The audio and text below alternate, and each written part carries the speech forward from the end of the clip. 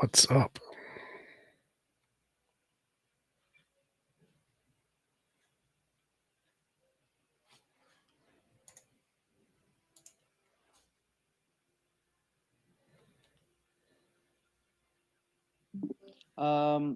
Sorry for what's it called? Sorry for like questioning back. It's just my phone messed up, so I had to switch devices. No problem. TJump, like I have. Yeah.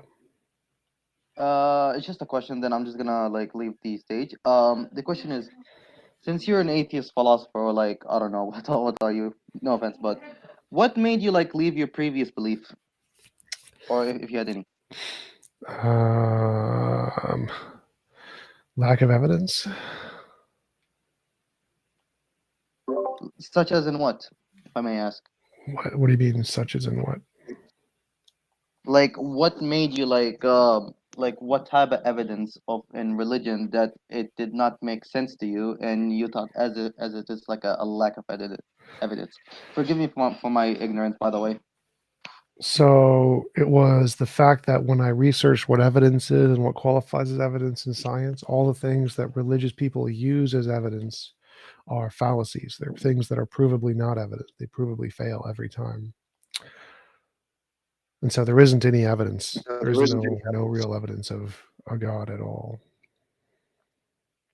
Okay, then that makes sense. But I have one more question. Then I will leave. But what was like your previous religion, like Christianity, Islam, or what? Yeah, it was Christianity.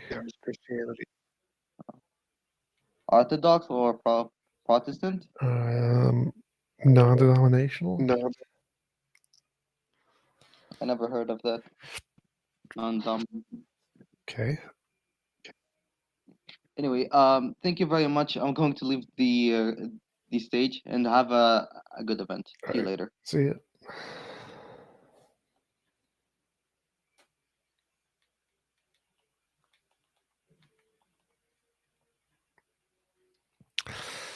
Anyone else? Questions, comments, stuff about God?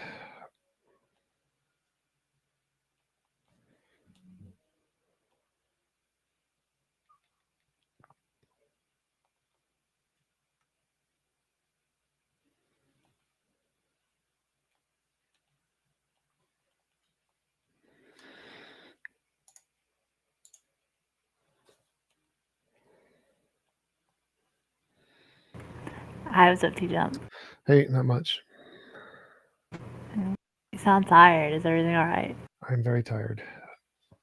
Oh, I'm sorry to hear. Did you have a question?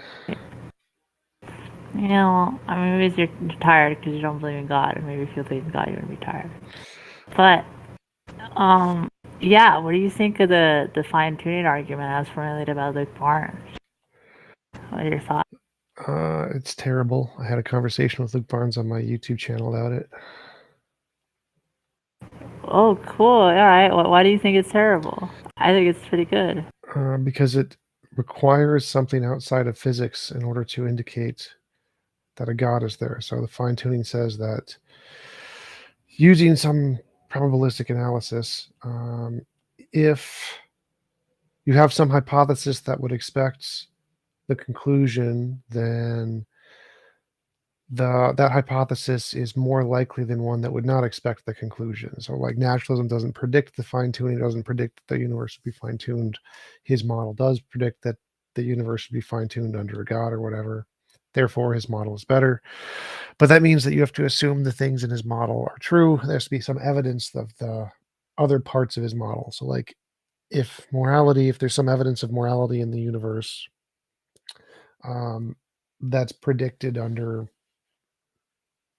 theism. And so if you have morality plus the fine tuning, then you have evidence to believe that there was an intelligent designer who created the fine tuning. But if there's no morality, no evidence of morality, then there's no extraneous evidence to indicate the fine tuner. And therefore, there isn't anything in physics alone that indicates the fine tuner. You need something outside of physics, like the moral argument. I'm not sure, though, because you're saying you have to assume the worldview. But the whole argument is comparing possible outcomes given the possibilities. So we have the information, we have the data, and we're trying to see which model fits the data better. And it turns out that a model that's naturalistic doesn't seem to fit the data better, at least probabilistically speaking. What data? But the model, the data of the constants and the variables at the set of variables at the initial stages of the universe. Well, so naturalism is a class of hypotheses. Theism is a class of hypotheses. There's infinitely many possible gods. There's infinitely many possible ways the universe could be, right? So if we want to assume that the universe was created or not created, if the universe had just some starting constants or whatever, and that's our hypothesis, and the starting constants are exactly what we see, then the explanatory power of that model would explain everything we see exactly one-to-one. The reason theism is supposedly explaining the data is because you assume God has a particular nature and not a different nature. So like if you assume there was a God who was apathetic and didn't care, then that wouldn't explain the data anymore. So if you assume like the universe doesn't care, that wouldn't explain the data. But if you assume the universe is determined by its nature in order to make the fine-tuning constants, and if you assume that theism, the God's nature, is such that it would make the fine-tuning constants, both of those would explain the data better. And so he's comparing general naturalism, which doesn't tell us anything, with a specific theism that he assumes is true. So you have to assume his particular theism or a particular kind of theism. And if you do that, you can just assume a particular kind of naturalism that would also equate the data. And so there wouldn't be a difference at all between the two. Well, what kind of naturalism could you posit that would explain the improbable odds of the constants being what they are? Well, you can just say there's a law of physics that causes all of them to be intertwined so that they couldn't be otherwise. So like there could be a fine structure constant that makes all the laws entangled so that they can't, if one change one, they'll proportionally change all the other ones. Yeah, but so what you're saying is you just gotta posit something ad hoc. That's exactly sounds what like to theism me. is doing. That's the problem. Well, that's not true. That's not true. So, the idea of a creator God that's outside of space and time that has tuned the universe has been along for a long time. A long, long time it's been around. Yeah, but This idea that's of always a been ad hoc. So like the idea of a God has always been ad hoc. It's the God of the gaps fallacy. So the fact that it was ad hoc 2,000 years ago doesn't make it good today. No, but well, I'm not sure if it has been ad hoc, to be honest.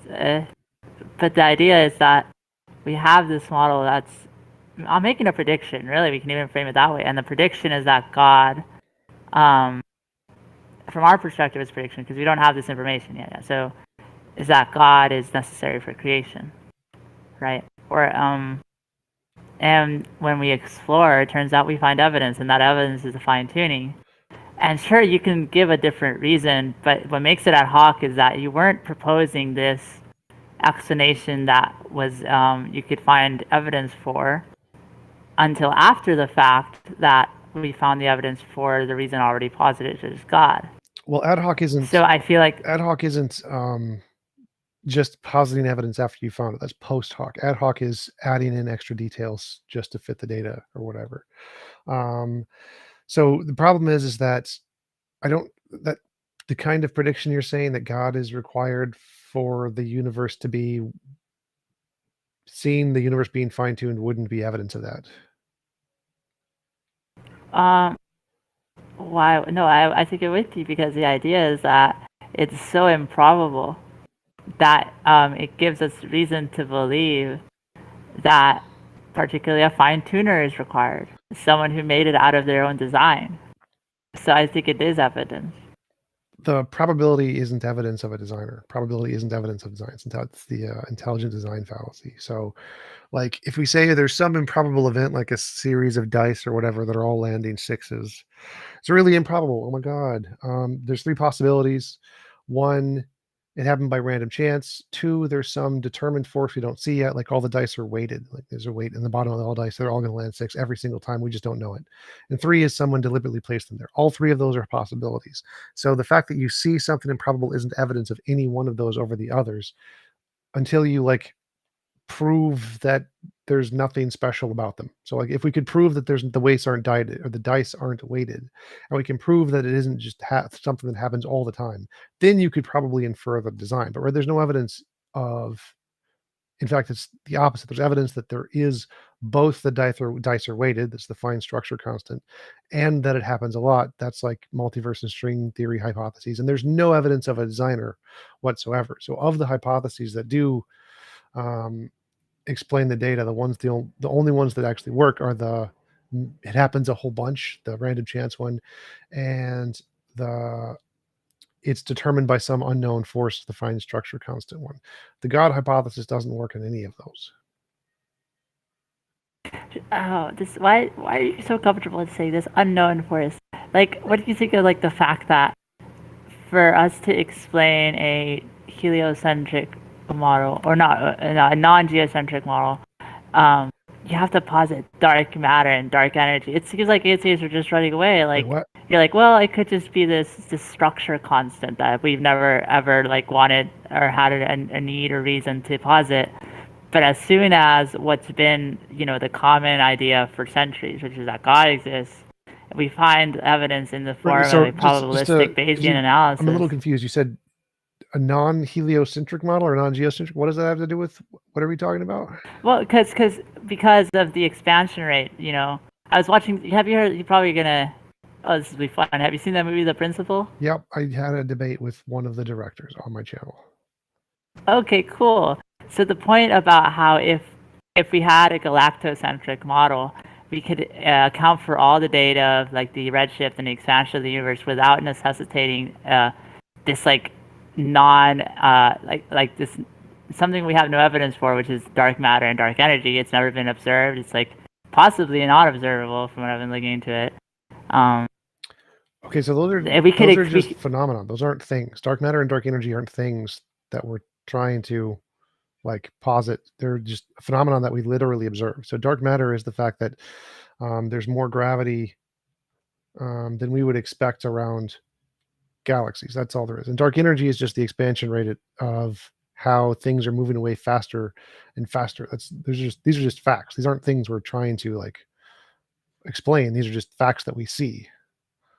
No, if it was just facts, and that's what I'm trying to tell you. If you're talking about it's just the data of the phenomena, then given a galactocentric model, we could account for all the data without positing some unobserved, classification of like an object or entity or something. I don't know if it would even be an object. People have no idea what it is, but they're just saying, oh, we need this extra thing.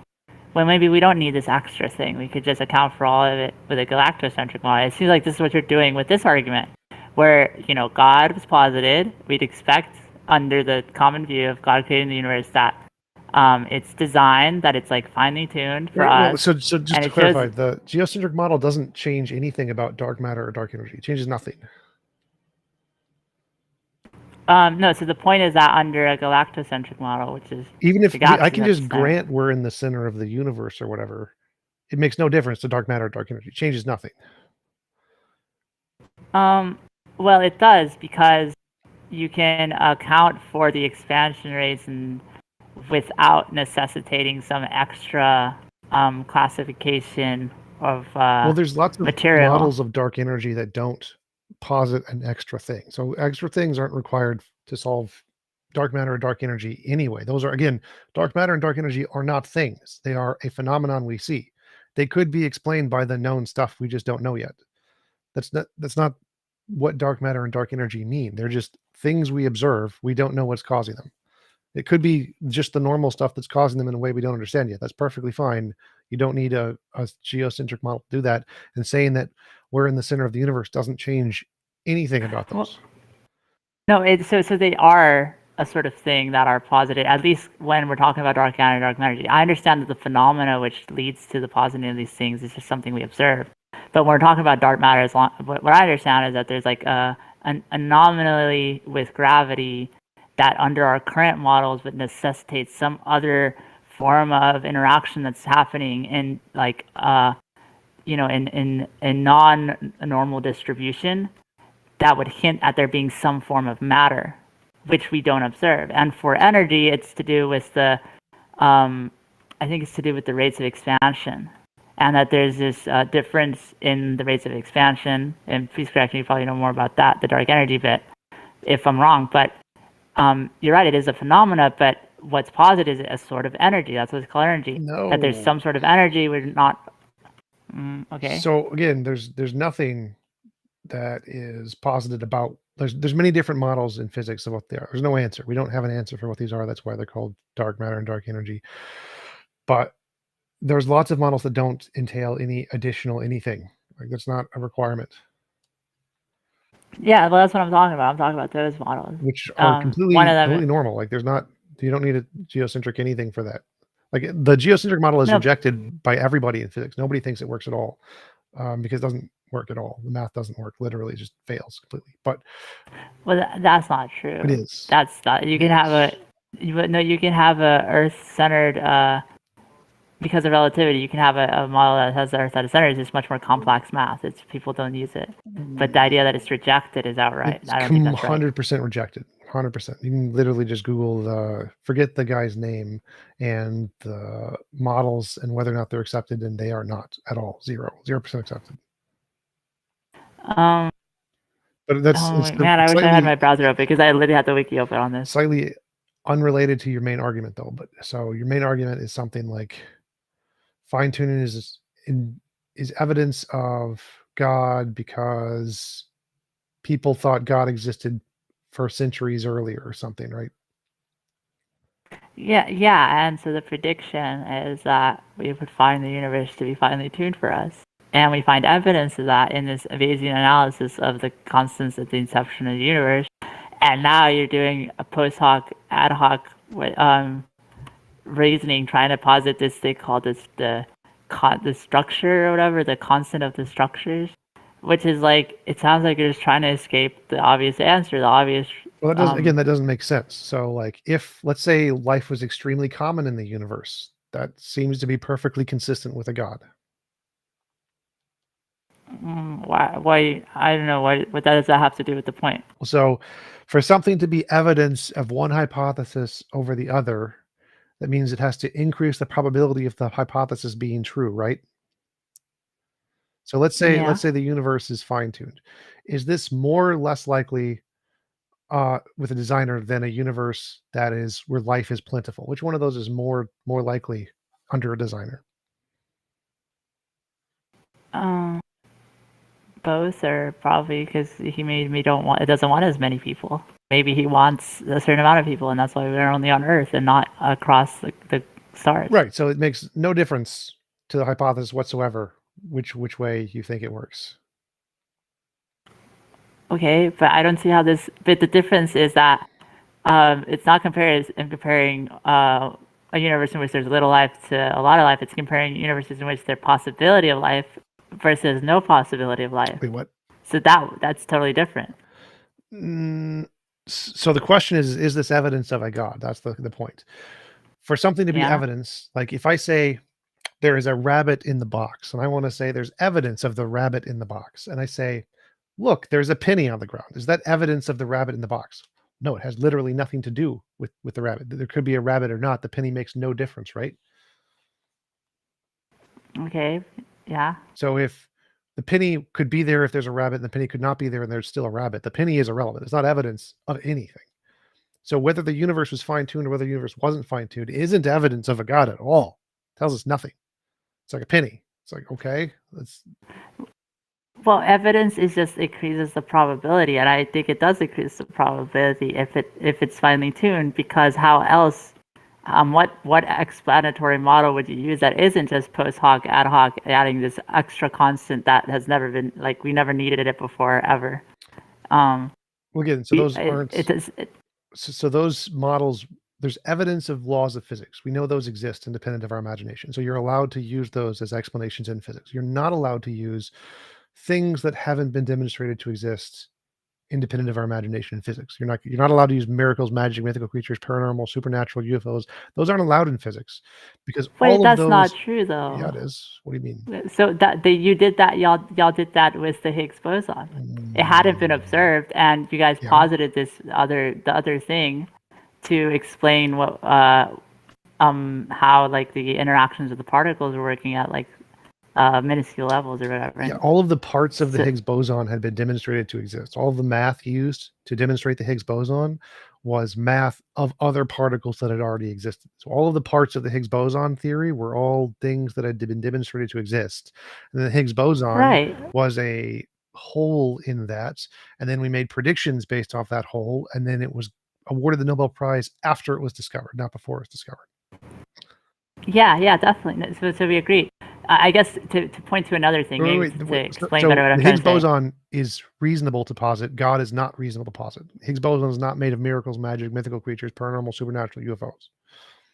Nothing in the Higgs boson theory included any of that. No, yeah, I'm not talking about UFOs or unicorns. I'm talking about a creator, God, a deity. That's the exact same. That's the exact same thing. No, but listen, electrons aren't like objects, right? We can't like observe the object of an electron. We observe its effect. That's fine. You don't need to directly observe something for it to be indicated by the evidence. So if it makes predictions, that's all it needs. Yeah, exactly, right. So we just need to observe its effects. Now the claim here is that God's effect is the creation of the universe. So we do observe the effect. So I don't think that when you're saying, oh, it's not evidence because you don't observe it, I don't think that's fair because we don't observe electrons. I didn't say anything about observation. So things that have been demonstrated to exist independent of our imagination are things that have made novel, successful predictions and been confirmed. That's it. It's not like you don't need to directly observe it. It's not the point. But I'm saying that the theistic model made a prediction. What prediction? That hadn't been the prediction that the universe is finely tuned for life. Again, that's not a prediction anyone made. So that's just wrong. Like if the universe had been, life was plentiful and the physics wasn't required, that would be consistent with the God model. There's no differentiation between whether life is plentiful or whether life is finely tuned in the universe in any theistic model. So no theistic model predicts the universe to be finely tuned. Okay, I think we just disagree. I think that it's very obvious and clear that throughout the history of Christianity, we have been saying that the universe was made by God for the purpose of housing human life. Right, and that doesn't say the universe is fine-tuned. None of that implies the universe is fine-tuned. Well, fine-tuning simply, in this case, means fine-tuned for life. So it simply means that the universe was carefully crafted, designed, such that it could lead to the propagation of life as we know it. And could it be carefully crafted? Could it be carefully crafted and have life be plentiful? Could that be a carefully crafted universe?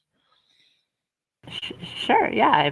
I think life everything will be you just said future. doesn't predict a finely tuned universe. Why not? Wait, that doesn't follow. Because the point is it needs to be tuned for life. The way a prediction works is you have some kind of data in your model, and this data will imply something in the future and not the opposite of that thing. Because if it implies the opposite of that thing, then it's whether it's that thing or not tells us nothing. So for it to actually have a model with a prediction, it needs to predict that thing and not the other thing. If it predicts both, then you've told us nothing. It's not a prediction. So no, but it's not predicting its opposite. I made this point earlier, that it's not between some life and a lot of life. It's between the possibility of life that's irrelevant and the impossibility doesn't make a difference to the argument here. So for something to be a prediction, your hypothesis has to predict X and not Y. We will see X, we will not see Y. That's what prediction is. So if you want to say we will see fine tuning, that means you have to predict we will not see a universe that life is plentiful. That has to be the alternative. So if it says it'll be either way, well, you're not making a prediction. You're just saying it'll be either way. Like, okay, that's great. Anybody can say that. So for something to be a prediction, you have to say it will be fine-tuned. It will not be plentiful. I know. We can't say it will be a universe which has the possibility of sustaining life. It will not be a universe which does not have the possibility of sustaining life. It will not be a universe. So that's irrelevant. We live in a universe with life. Therefore, you can't predict that. That's something we already know. So to predict something we don't know, you have to predict something that's not already known at the time you make the prediction. So if you're alive and you're making this prediction, saying you exist in a universe with life isn't a prediction.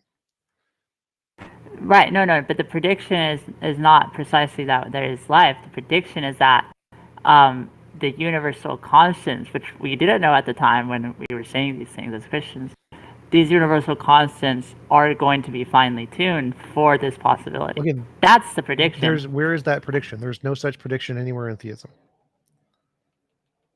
It's in the sentence that God made this universe for us as humans. Right. So if I say God made this universe for us as humans, does that imply that the universe will have lots of constants that make life very hard, or that life is very common? Could either of those be the case if that sentence is true?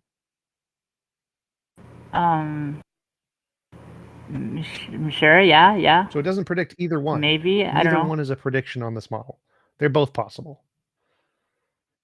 Wait, I'm confused. Help me understand. So let's say Christianity is true. Christianity says Jesus rose from the dead. So is it possible that Jesus rose from the dead, or Jesus did not rise from the dead under Christianity? Are both of those possible, or is only one of those possible? Only one. So there's a prediction there. Christianity says Jesus will rise from the dead, and if he didn't, Christianity is false. It makes the prediction Jesus will rise from the dead, right? Yeah. But if I said Hinduism is true, and under Hinduism, Jesus may rise from the dead, he may not, makes no difference to Hinduism. Is that a prediction Hinduism makes? Does Hinduism make the prediction Jesus will rise from the dead? No, it doesn't. Right, because it doesn't care. It doesn't make a difference one way or the other. So to be a prediction, you have to be exclusionary. You have to say this and not the other thing. So if you're trying to make a prediction the universe will be fine-tuned, that means you have to say, if it's not fine-tuned, I'm wrong. My theory is wrong. That's what it means to be a prediction here. Now, if you say if the other possibility is true, well, it could still work. That's like Hinduism, where it's not a prediction. We don't care. Either way is fine. So for it to be a prediction, for you to predict the universe is finely tuned, you have to say it must be finely tuned. And if it's the alternative, we're wrong. And that is not anywhere in the sentence you provided. In the sentence you provided, it's like the Hindu saying, stuff will happen with Jesus. Does that say he's going to be rise from the dead or not? It makes no difference. You haven't predicted he's going to rise from the dead. You have not made that prediction because you haven't made an exclusionary statement. This will happen and not this. Gotcha. Okay, thank you. So let me clarify.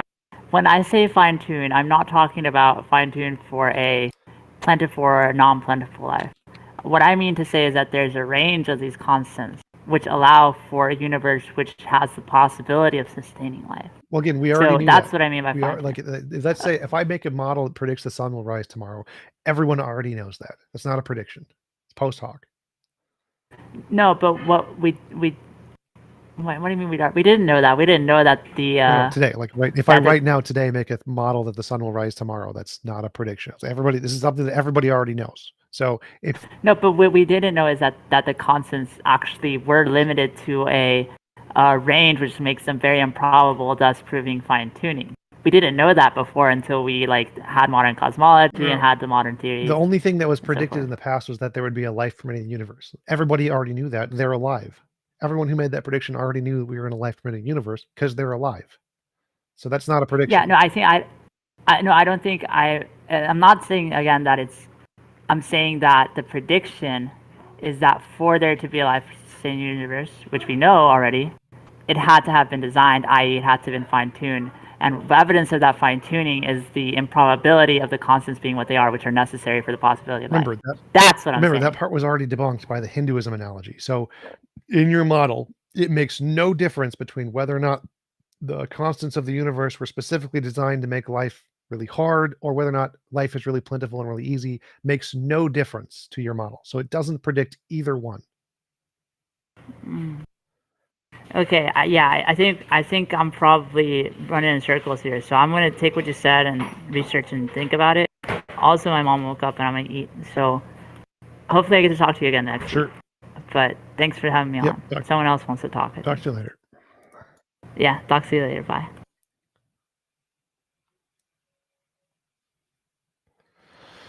Who's next? Sabi?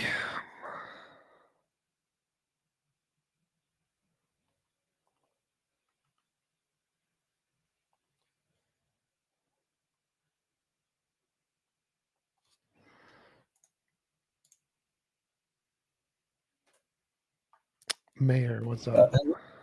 Hey, well, I'm actually an atheist, so I don't know if...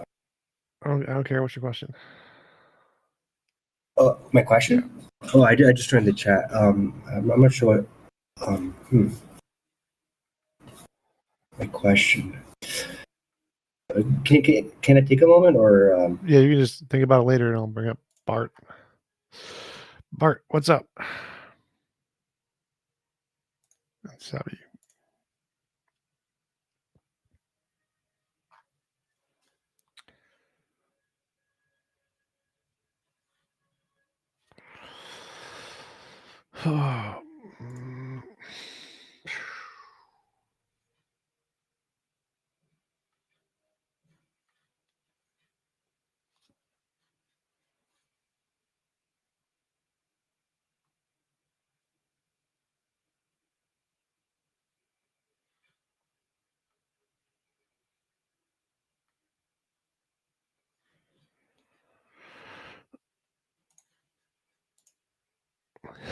People are having problems joining the stage. okay? Okay, so I thought about it. Do you think Jesus was an actual historical figure? Yes. Are you familiar with Richard Carrier? Yes. I've spoken with him Well, multiple times. oh, you have? Actually, I agree with a lot of his points.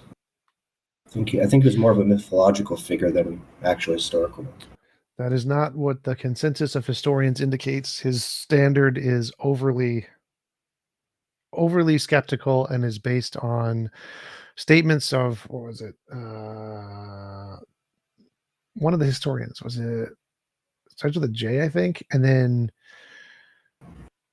Josephus, was it? No, I don't remember. Somebody was mentioning that there was some 4 criterion that this person will embody, and these criterion seem to be similar to some of the things said about Jesus, and that the name associated to this individual is Jesus based on something else someone else written. And that making those 2 connections is what Carrier is doing in order to try to say that Jesus was mentioned by this other guy, but he was not.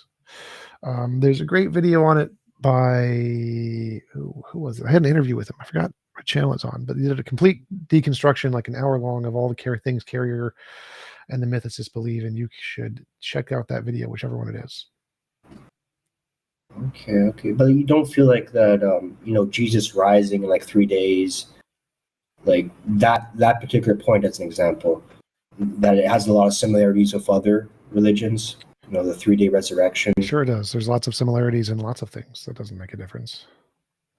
But that's just like one. Like he has like a whole like long list. Like there are lots of real people who I'm not an really expert. existed who claimed to have risen from the dead 3 days later. They did not, but the fact that they claim to exist or claim to rise from the dead in 3 days has religious significance to people, and so people keep using that number.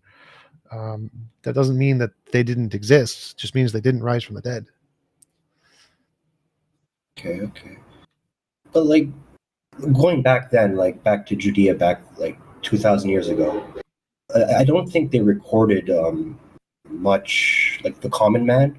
Like, there wasn't much recordings. And like I heard like a conspiracy theory. It was this on YouTube. It's that like you probably heard of it, like the conspiracy that like the Romans invented Jesus. Yep. Have you heard of The that? Tertullians or Tertullian or whatever. Yeah. Yeah, I forgot the name of the family, but yeah, they invented Jesus to, like, I guess, to control the Jewish, because like you got to admit, like in the New Testament, it's a lot of I forgot the exact quote from, but like obey Caesar. So I forgot the exact quote, but it's something about obeying Caesar, and that's something the Romans Give would unto want. Caesar what is Caesar's. Give yeah. Yes. Yeah, and like considering like there was a Jewish rebellion before that, and like Jews were known, they were a vassal colony of Rome. Yeah, that was also that's a very rebellious one. addressed in the video. Mystic informant. Mhm. I think that's his name. You can check really quick.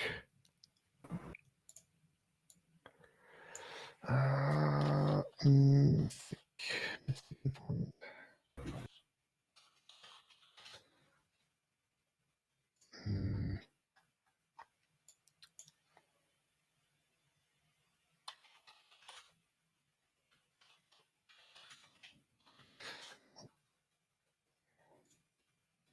Bart Ehrman has a reply on his blog of it. I found that, which is not the one I'm looking for, though.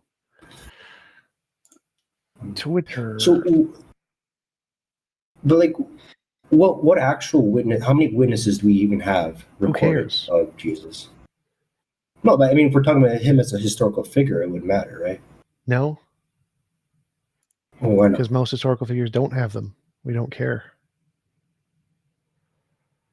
Well, what do you mean? Like Julius Caesar probably has a lot. Sure, like for the super big, important figures, for most people, we don't. Here it is. Refutation of loading. Refutation of Richard Carrier and the Church of Mythicism by Gnostic Informant. That's the one. Okay.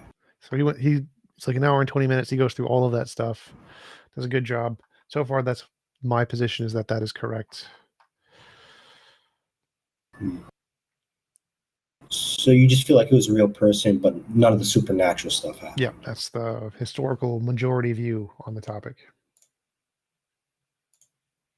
Well, I mean, historically, the name Jesus, whatever it translated to in Hebrew, it was a common name back then. So like, I don't doubt there was a Jesus that like died on a cross. But That's all you really need. I'm not sure. Like, as long as he had some apostles, and tried to do some miracles and claimed to be God, that's it. That's the minimum requirement of what Jesus requires to exist. Guy named Jesus, died on cross, had followers, claimed to be God. Poof, you got Christianity. interesting. Do you feel the Romans would control publication, especially like I feel like they were tight on There censorship, wasn't any right? publication Like you couldn't. back then. You handwrit things and you handed it to your friend. There was no publication back then. That's what I meant. But like, they would even censor that, right? No. What are they going to do? Go house to house? Be like, stop writing things. Well, it depends what you're writing. Not really, no. The Romans didn't have enough troops to literally go house to house and stop people from writing stuff. No, but writing was like it was a rich people's thing back then, right? Sort So of. it wouldn't be that many. No, there's no controlling the writing. There was lots of writing the Romans didn't like.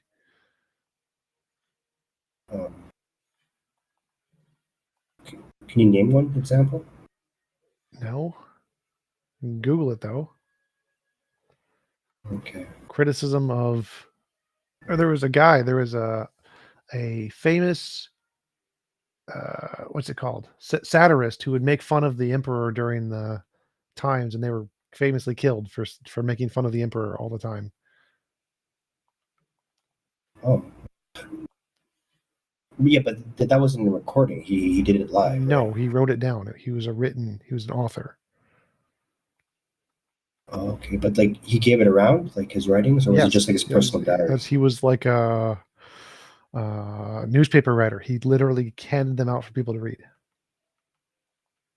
Was he an architect by any chance? What? Or am I confusing with someone else? Architect? No, it's literally all he did was write. He was just a writer. Oh, okay.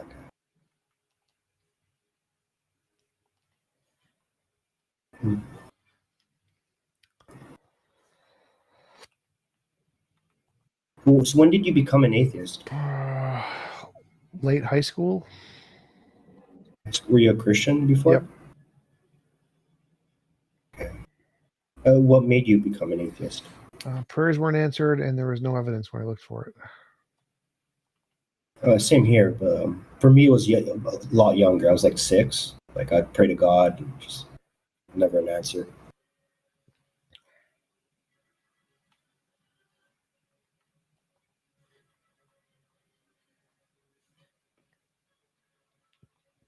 I even went to the Christian. I had to go to the Christian camp as a kid. But like, never really clicked with me. Yeah.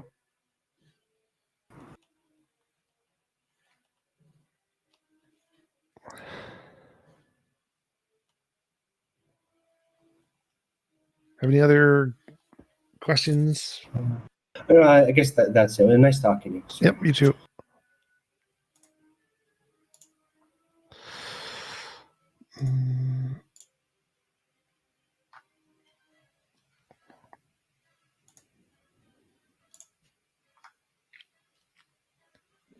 Hey, what's going on? This is Gorski here. Hey, To change my name.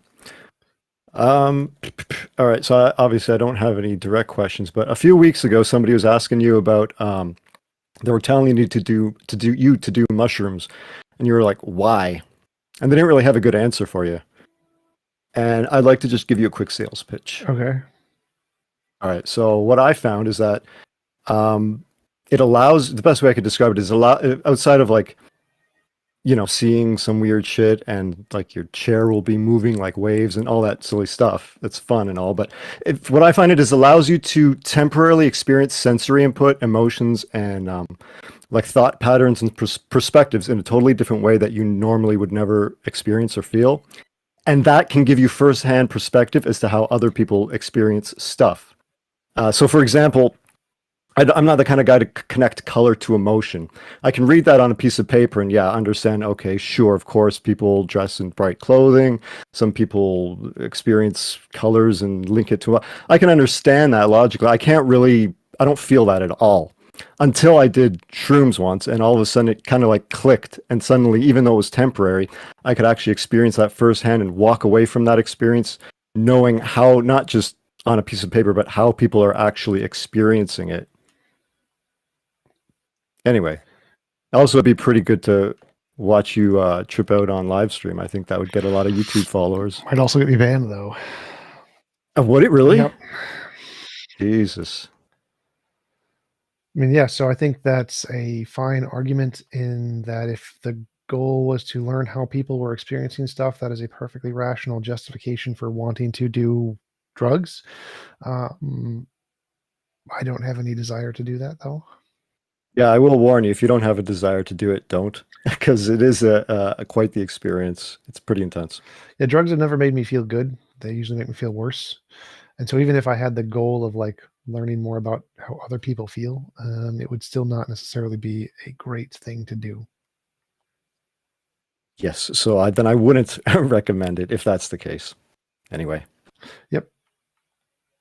Any news on YouTube that you could share? Or? I can't reapply for another 7 days. So 7 days I'm still stuck with no monetization. All right, dude. That's all I got. All right. Peace. See you.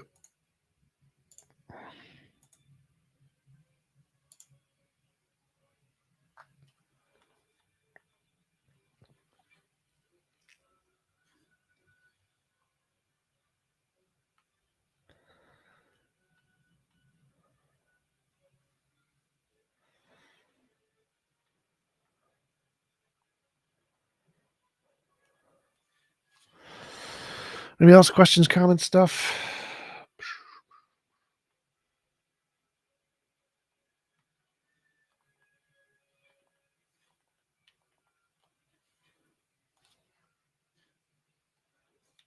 I think people are having trouble joining from mobile, so try PC.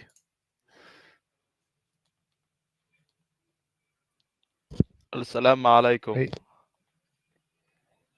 Peace be upon you. alaikum salam. You Christian? Yep. No, I'm an atheist. I was a Christian. No, atheist. Do you want to discuss it? What? Do you want to discuss it? Sure, that is the point of this show. All right. Surely you've seen Gödel's ontological argument, Yes. correct? Yeah. Yeah. Scott's version. Whose version? Scott's version. Who is Scott? He like made his version of the ontological argument. I don't know a Scott. I don't know Scott's version. Well, I mean, to be honest, I think it is good proof that God exists, if you know what I mean. It's like it's been run through by computers as like an equation. It's valid. It's not You sound. know, it's valid, yeah. It's not sound. It's valid. That's the but problem. It needs to be sound.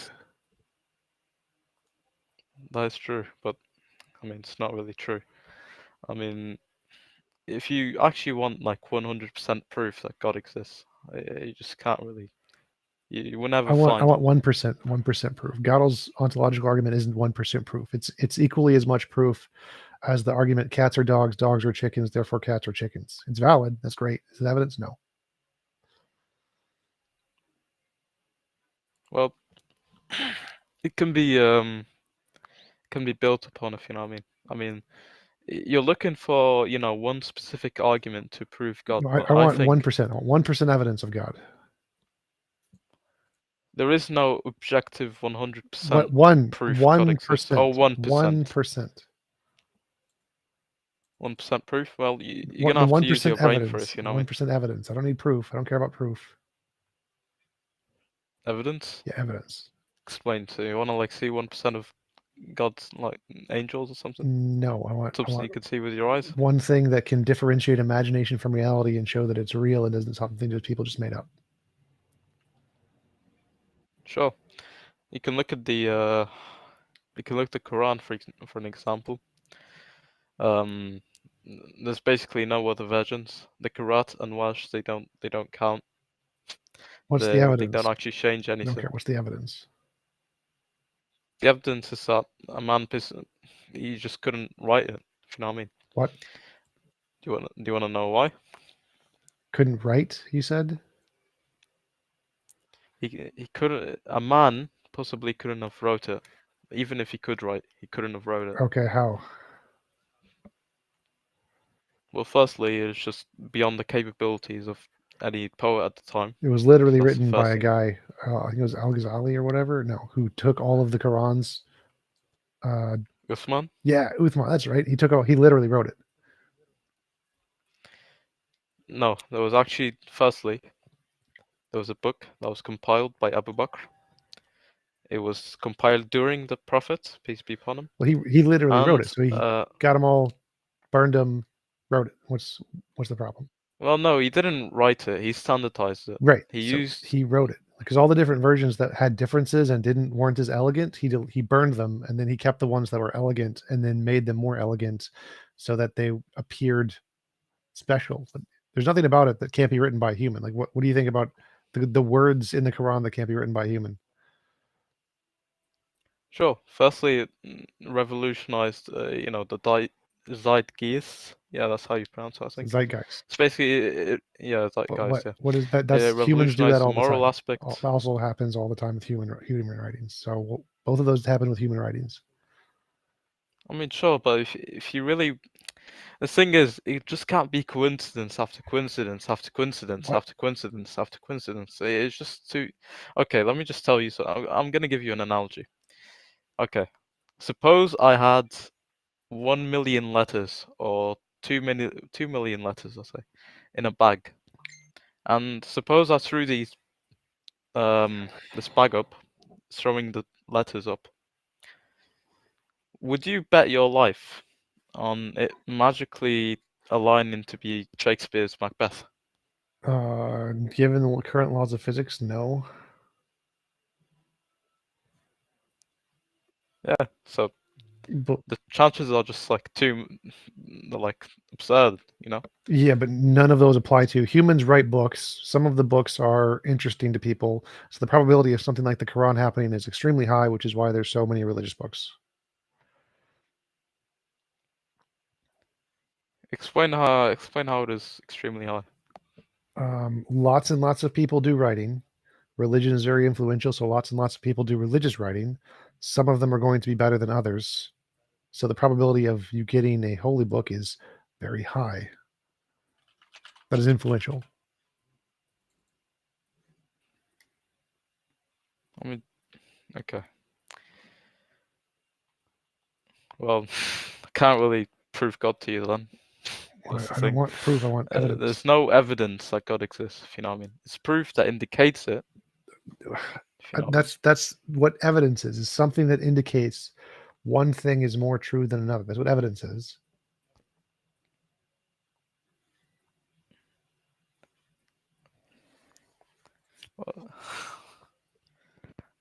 Well, sure, but I don't know, man. I'm gonna give you an analogy for God's existence, and surely you've heard all of them. Well, I'm just gonna give it a try anyways. Suppose you think that the Big Bang was infinite. Infinite Nobody loop. thinks the Big Bang was infinite. You mean the universe? Yeah, universe. Yeah. Okay, yes. The universe infinite. Yes. Okay. Suppose you had a line of dominoes. Yeah. So this argument And- only applies if time is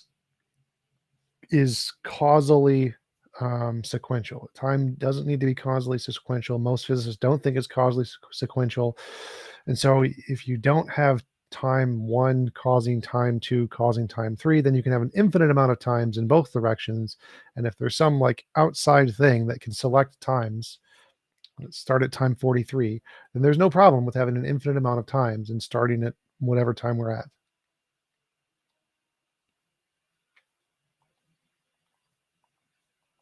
So, what actually put the universe into motion? Quantum physics. It's infinite. Quantum physics? Yeah.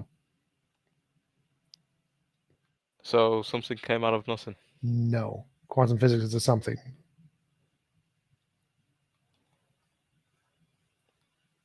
Quantum fields were eternal. They always existed. They never didn't exist. They created everything.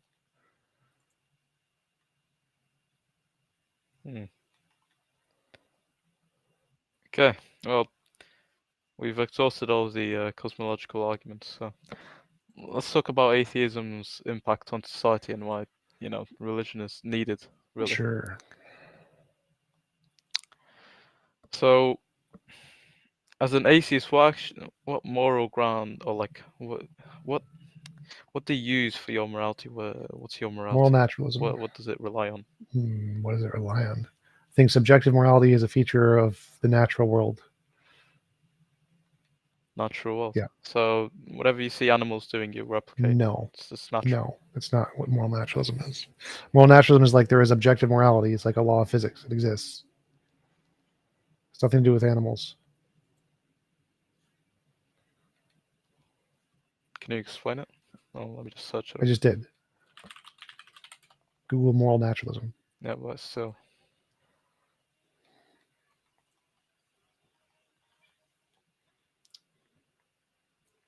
Yeah. What's your morality? It's like moral naturalism. That's okay, the official name. Google it. It's on Stanford Encyclopedia of Philosophy. It's called moral naturalism.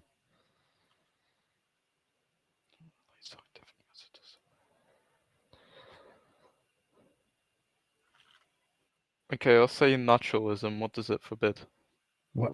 If you're a naturalist. It depends on which model you think is right. morality? My model says that any involuntary imposition of will is immoral. Any what? Involuntary imposition of will.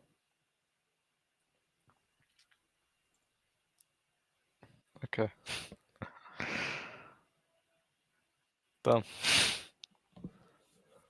I mean, I would argue really that naturalism is better than, worse than religion.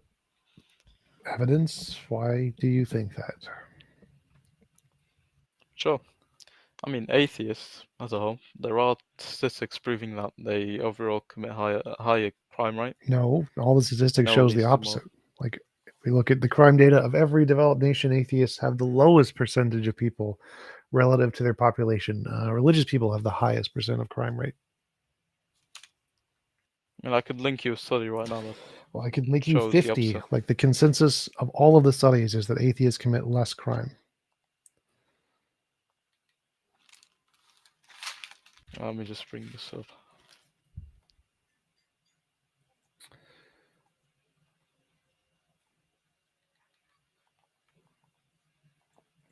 Like, I literally had a debate with R and Raw on this, defending the religious side, so I know all of these studies. Surely you don't know this one. Look at the chart. Well, I know all of the ones that are academically supported in the field. Here's a present study that uses, the more people are or spiritual or religious, it like shows their rates, if you know what I mean. I know exactly the study you're talking about. It does not. Explain. because it has a criterion of like intrinsic and extrinsic religiosity of people who like truly believe or whatever versus people who say they believe or whatever. Religious people being religious doesn't in any way decrease the rate of crime relative to the prison population. So if we look at the prison population, the vast majority of them are religious. So we can say, hey, who's done crimes and gets caught? Oh, it's the religious people. Atheists make Were up they the religious lowest during or percent. before? Sorry, were they first religious before they got locked up? Yes. Or did they become religious? Only a small percent convert like that. It's not a big deal.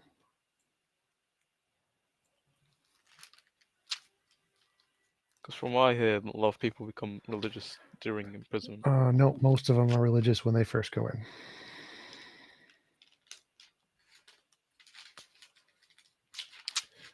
I mean, we can debate logically here. Firstly, you know, the existence of a figure that will judge you for, you know, your actions. I think that is like a deterrent for crime, don't you think? Sort of, yeah. Yeah, and you know, we see what's happening in the West right now. You know, What? obviously, Less crime, less violence, more acceptance of LGBTQ and other minority groups. Like the West is morally improving faster than anywhere else. well, no, I'll actually say, Singers was let me just figure out a way to phrase this the best way possible. Okay. As you can see in the West, you do have books Yes, we have books. for young We have kids. books in the West. Yes, books for young kids in public school libraries. Surely you've heard of this story. No, Um, there are okay. no. I think you're talking about contain, schools.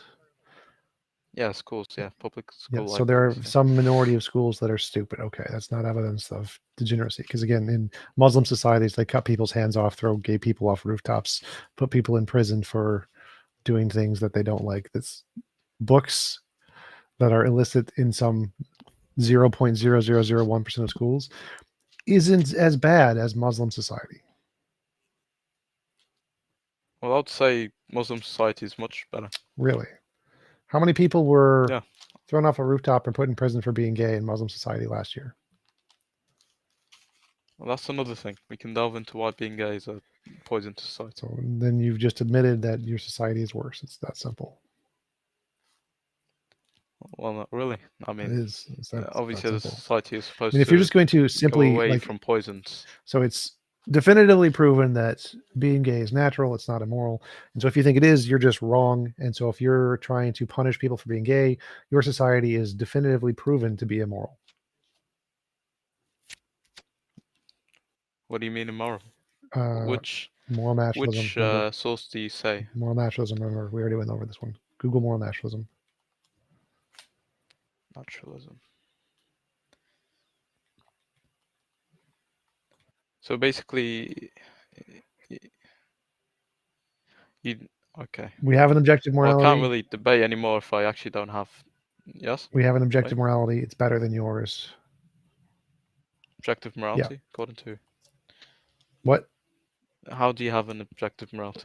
Because it's based in reality and independent of them, in the subjective mind.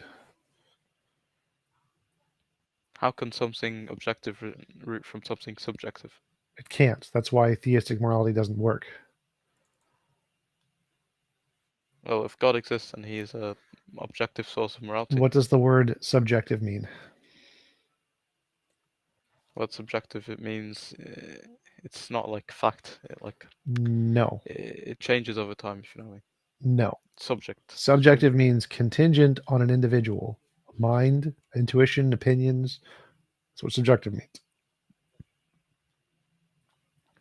So if it's contingent on a God, it's subjective. To have an objective morality, it would have to be like a law of physics, like gravity. Then it would be objective because it would be independent of any subjective opinions. Obviously, the one who created the laws that we already have in place That's- would have a That's subjective mind. no, that's still subjective. Subjective means contingent on any mind, any intuition, any feelings, any thoughts, any subject, any individual. If it's contingent on any individual, it's subjective. Hmm. For it to be objective, Alright, it I'll has go to be research true, tomorrow. independent of any opinions, including God's. I'll go research more on this naturalism. It's the first time I've actually heard of it. All right. Can't really debate more if I Yeah. So some know other that shit things about naturalism. that might interest you. Most philosophers, academic professional philosophers, are atheists. It's like 70 something percent. And most academic philosophers are moral realists. That means they believe in objective morality. 65%. This is a poll called the Phil Surveys paper. They have one in 2020 and 2022. Both of them indicate this. So, yeah, most philosophers don't believe in a God, and most philosophers believe in objective morality without God.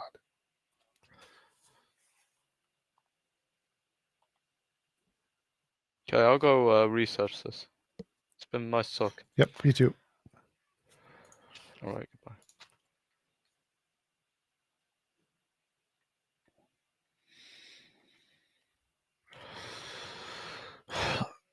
Invite, invite, invite, invite.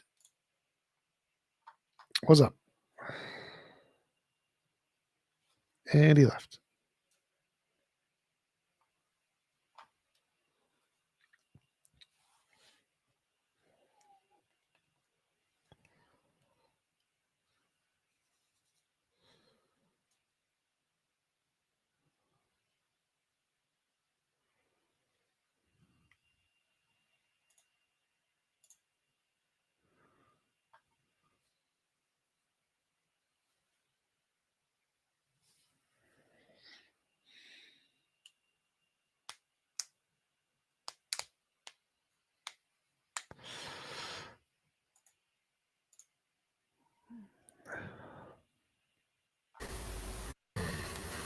Hey, what's up, dude? Not much. How are you?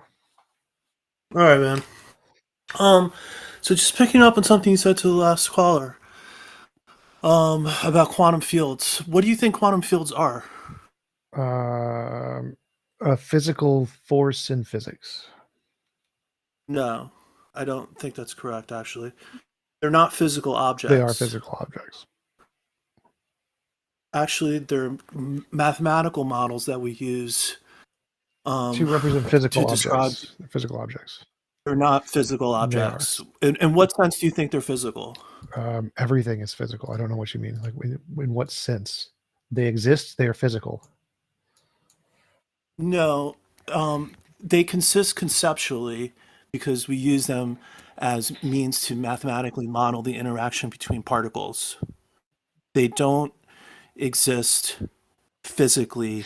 So that's actually like a category error, right? Like we can use mathematics to describe things without going so far as saying like the underlying mathematical models physically exist. Those are two totally different So claims. quantum fields are physical objects in my model. If you disagree, I don't really care. You can have a different model if you want. Well, it's not your model. It is my model. So No, you could just like Google it and see if there's consensus that quantum fields are physical objects. They're not. They're mathematical models. that's just currently in physics. We represent them as mathematical objects because we don't know what they would be made of. My model is going further than that and saying they are physical objects of a substance we haven't discovered yet. It's just that it. That's it. Oh, okay. So you're just speculating then. I get it. Sort of. Right? Like you don't No, have that's the like consensus. the way like I'm sorry? That's the consensus, is that they are physical objects. No, it's not. It is.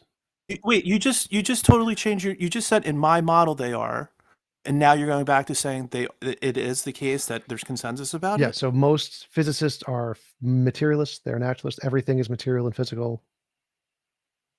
I don't know. No, wait a minute. Now you're just totally mixing things No. up. The like, consensus in physics is materialism and naturalism. That's the okay, but this isn't an issue about materialism or naturalism. literally it. So if right? most physicists who believe in quantum fields are materialists, that means quantum fields are material. No. Yeah. It Yeah, doesn't. it means everything is all material. all Everything. materialism and naturalism means is like all naturalism means is there is no supernatural. All materialism means No. that there are no immaterial It means objects. everything Right. that exists is material. So Exactly. But that doesn't mean if something that exists, it's material. no, Yeah. it doesn't. That's It doesn't literally what it mean means. that Yeah. if you're not making the claim that something exists as a material object, What it doesn't mean that it can exist if it conceptually. exists? It Are you is saying that material. concepts are material Yes, objects? they're literally things in your brain. No, Yes. the interactions in our brain give rise So to the consensus of concepts. every brain field is that a concept is a physical thing in your brain. In cognitive It is a science and philosophy, representation no, of it a is literally a representation. thing in your brain. That is the consensus in every single You could brain. be a materialist and not make those claims. So you're I still don't. mixing up the issue. Like The you don't have to consensus be like a is super. You don't in have to every believe one in of a those fields supernatural. that anything in your brain is a physical thing in your brain. That is the consensus in It is neurology a and cognitive physical science. thing. That's it. Right. No, but again, that's still mixing up. Like just because something gives rise to some other thing doesn't mean that other thing is a So physical this isn't a object. logical entailment argument. This is the consensus of people in the field is these are physical. All of the experts say these are physical. Whether you want to imagine them is not, I don't care. They're not physical. There is no consensus, number one, that quantum fields created the universe. Right. That's There is no consensus about that because we don't have a unified theory well, you don't need a of unified quantum theory. mechanics and You don't relativity. need a unified theory. That's not relevant at all. And the Of consensus course is it is. there isn't a consensus on what created the universe of any kind because we don't know what created the universe. Okay, but you just said to the last caller that quantum fields did. Yes, that's my model. Okay.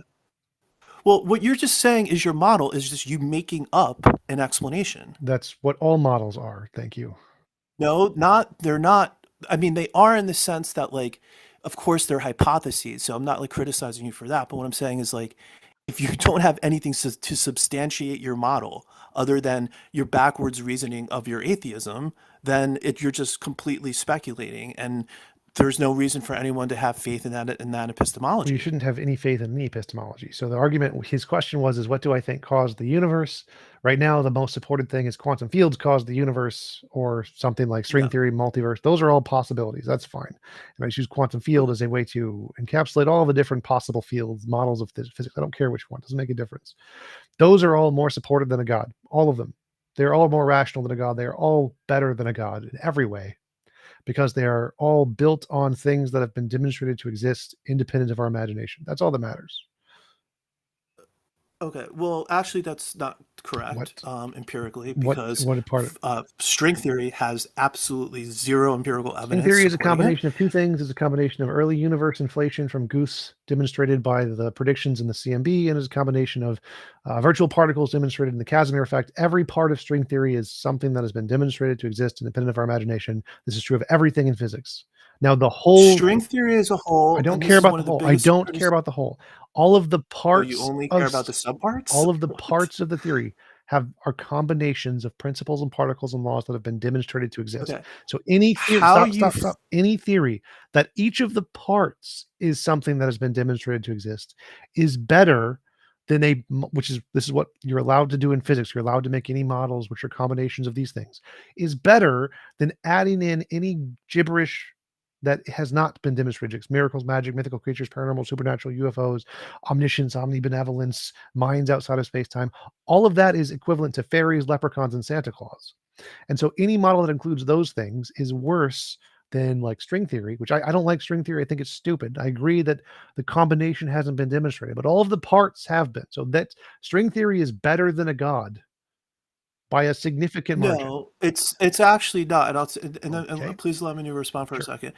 That's a composition fallacy. You know that you cannot extrapolate from parts to the whole, right? So that's a textbook composition fallacy. No, it's not. So wait. How is that a composition fallacy?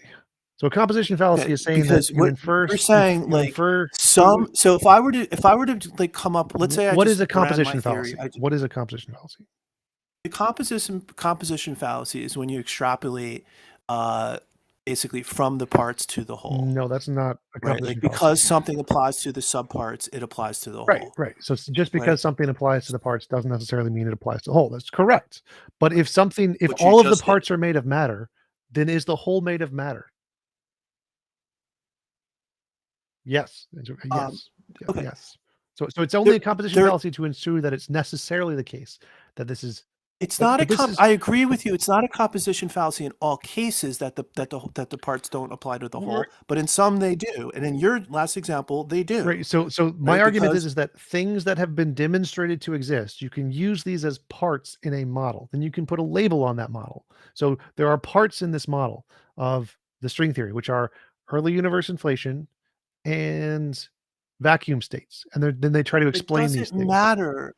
What makes it string theory isn't that there's some part, because you could say that about any You're not theory. understanding. You're not Listen, if I were to understanding. come up with some hypothetical theory, I could then say, well, part of my theory is based on math, and math has been demonstrated, and your fairies and your blah, blah, doesn't have No, any no, demonstration, and you're not therefore getting it. my theory is better than your theory because my theory is based on mathematics, and that's been You're demonstrated. not getting it. So in physics, No. you're not allowed to use magic, miracles, Santa Claus, fairies, none of those things. What you are allowed to use is math.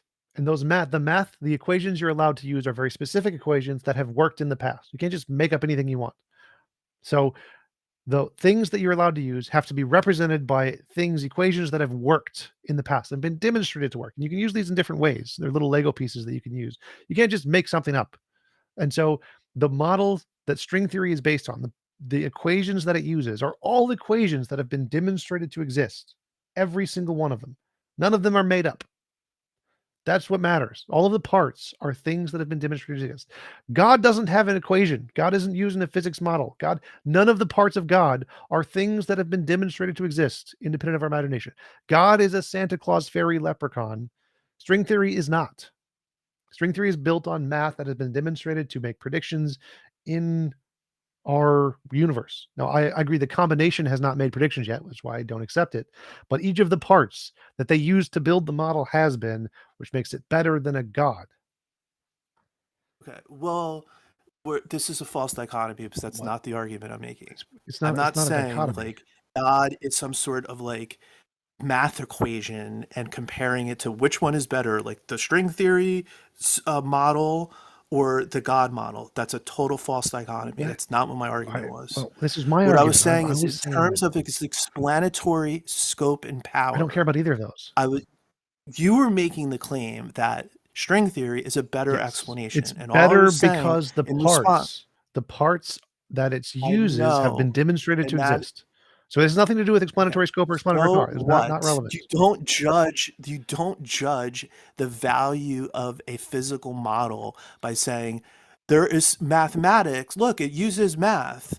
This model uses math. Right. Therefore, The math. this The model math. is better The math than isn't the important part. God is a metaphysical I don't care. hypothesis. I don't care about the metaphysics. So in physics, you are not allowed in physics to use things that haven't been demonstrated to exist independent of our imagination, like as parts of your model. You can combine those parts in many different ways, like Lego pieces to build all kinds of crazy stuff. But you're only allowed to use the pieces that have been demonstrated in physics to exist. So, and this is because things people make Actually, up. that's false. No, it's not. That's totally it's not. false. So I'll give you a perfect example. In Roger Penrose's Dirac and Pauli oscillating- Dirac and Pauli made up equations, just literally made them up. And that was fine. They were not accepted until they made successful predictions. So you can make up whatever equations you want as long as it fits in with the math. I don't care. But you're not allowed to say, you could even make up leprechauns. You can say, I think a leprechaun did it. And if you make a successful prediction based off of that, that would then be accepted. It's never happened before, but you could do that. I'm fine with that. But when you're making a hypothesis, the ones that are accepted as rational in physics don't include leprechauns. So if you just made up a hypothesis of leprechauns and submitted a paper, they're going to say this is stupid. Now, if it successfully makes predictions, that's fine. Okay, fine. Great. That would be evidence. But when they're looking at rational hypotheses before we can successfully test them, the rational ones are the ones that are only combinations of principles, particles, and laws that we have demonstrated to exist independent of our imagination. You can add in whatever you want, leprechauns or fairies. Nobody thinks those are rational. They all think they're stupid. So string theory is better than a god because all of the parts of string theory have been demonstrated to exist in physics, which is why it's a legitimate theory in physics and not like God, which would be equivalent to saying leprechauns did it and trying to publish a paper saying leprechauns did it. Those would be like the God category of things, which are adding in parts that don't have any basis in physics, versus things that are only based in physics, which are the rational ones. I think you're making a category error because you're comparing a physical theory or hypothesis like string theory to a metaphysical one, That's and then irrelevant. using the criteria. Then you're using the criteria that we use to evaluate physical theories and saying, look, under this criteria, string theory falls within this category and meets this standard, but the other hypothesis, God, which is a metaphysical theory, doesn't, which it never could because it's not a Well, physical it theory. could absolutely mean that theory, but so this is a confusion that most theists make because they don't understand epistemology. The reason we use the standard is because people make stuff up all the time. Making stuff up is not a rational way to get to a conclusion. It fails all the time, and so making stuff up is not an accepted methodology when it comes to trying to make an explanation of anything. I don't care if it's metaphysical, physical, methodological, epistemological, potato-esque. Makes no difference.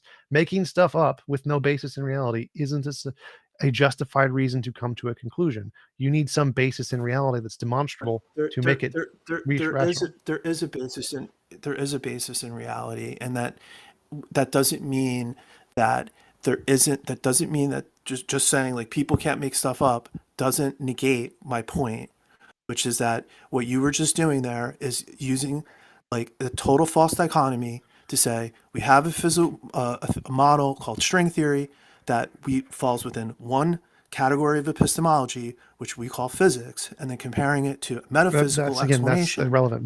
This is a theist fallacy of stupid. That makes no difference. There's the category of metaphysics versus physics makes no difference. This applies to all forms of knowledge. Anything that has been demonstrated to exist is better explanation than things which are combinations of anything that has not been demonstrated to exist at any level. I don't care if it's metaphysics, I don't care if it's physics, I don't care if it's conceptual, any level, because for things that have not yet been demonstrated to exist independent of our imagination, it's most likely something in your imagination. You have made it up. And so when we've tried to apply this method of making stuff up to explain things, we get it wrong pretty much every single time. Whereas if we only use combinations of things in physics, that increases our probability to get things right significantly.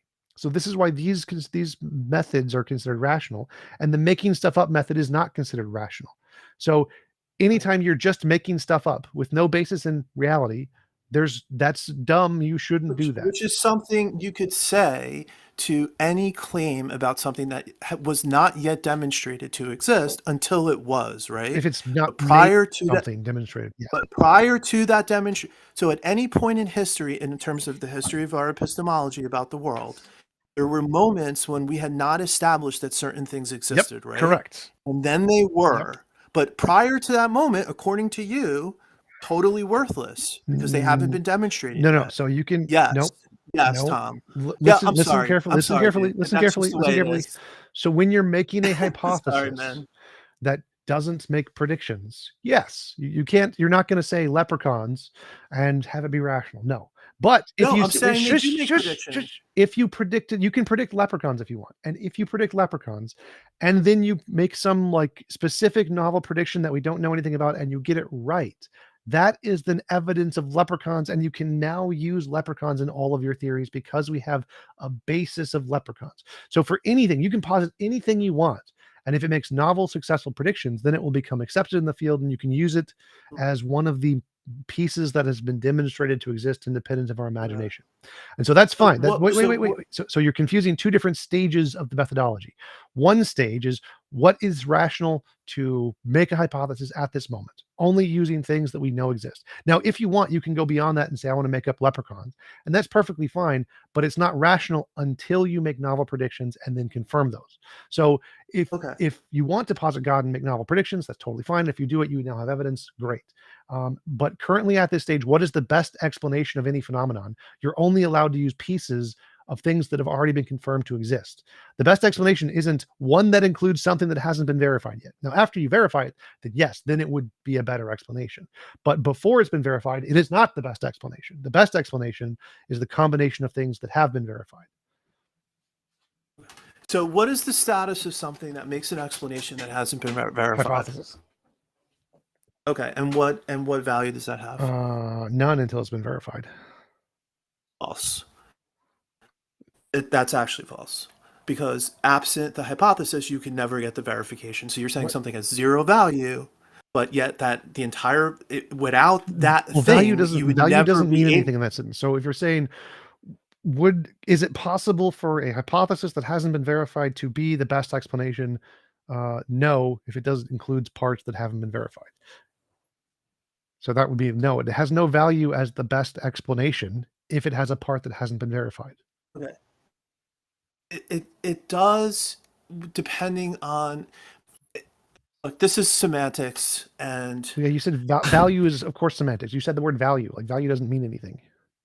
no, actually, value does mean something. It means the worth of something. Okay, it doesn't mean like value doesn't mean Unless like, you is have it some the kind of better objective way to explanation? measure that. That's not value. I've never heard of somebody defining value as is this the best Right. explanation? That, I was for trying to something? tie this into the No previous human being conversation. would I define was value trying to that tie way. this into the previous conversation. So our previous conversation is know. which one has the I know most. you were trying to tie it in so it fit into What- your argument, but it doesn't, What right? other Because if meaning something of has do value, you mean here? So like we are asking which is the better it's explanation. worth. That doesn't Does mean it have anything. worth? That means nothing. No, you're right. So Something if something doesn't have worth, because if it did have worth, stop. it would Go back to the beginning. What did you ask? Is God better than quantum fields or string theory? Right. That's the question. We're trying to. It was a better explanation.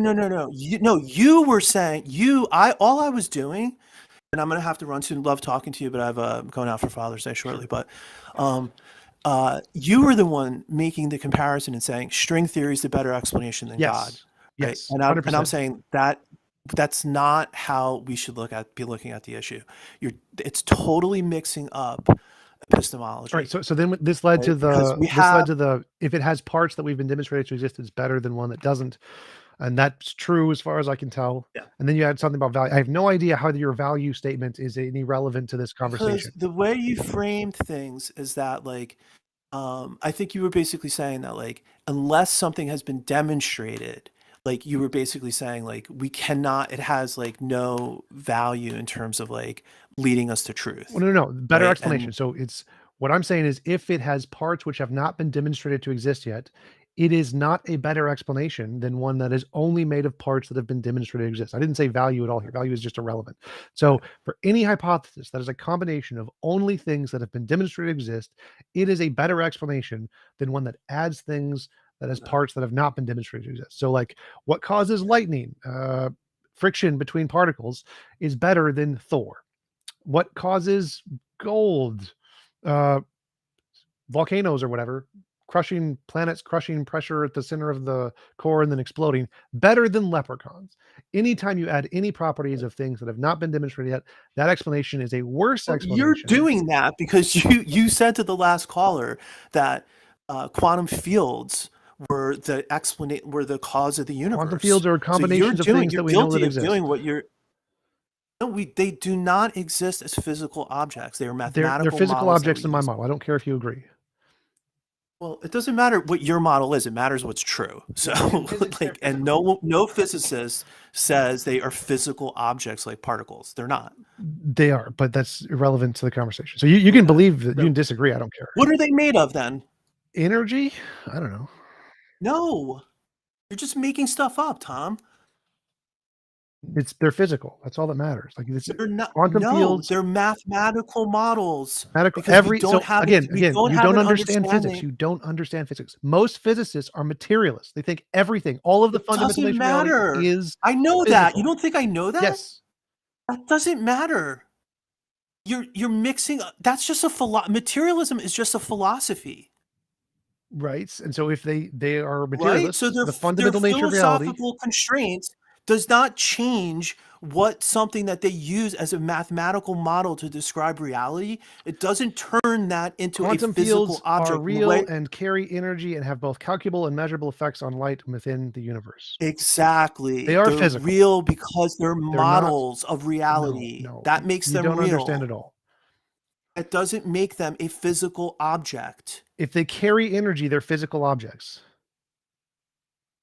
All we mean by fields are basically that in every point in space, 3 independent proofs. Quantum fields carry energy. They literally carry because energy. of space-time. Because of space-time. No, You space-time were is a saying that- result of quantum fields. It emerges from quantum fields. Quantum fields carry No. energy.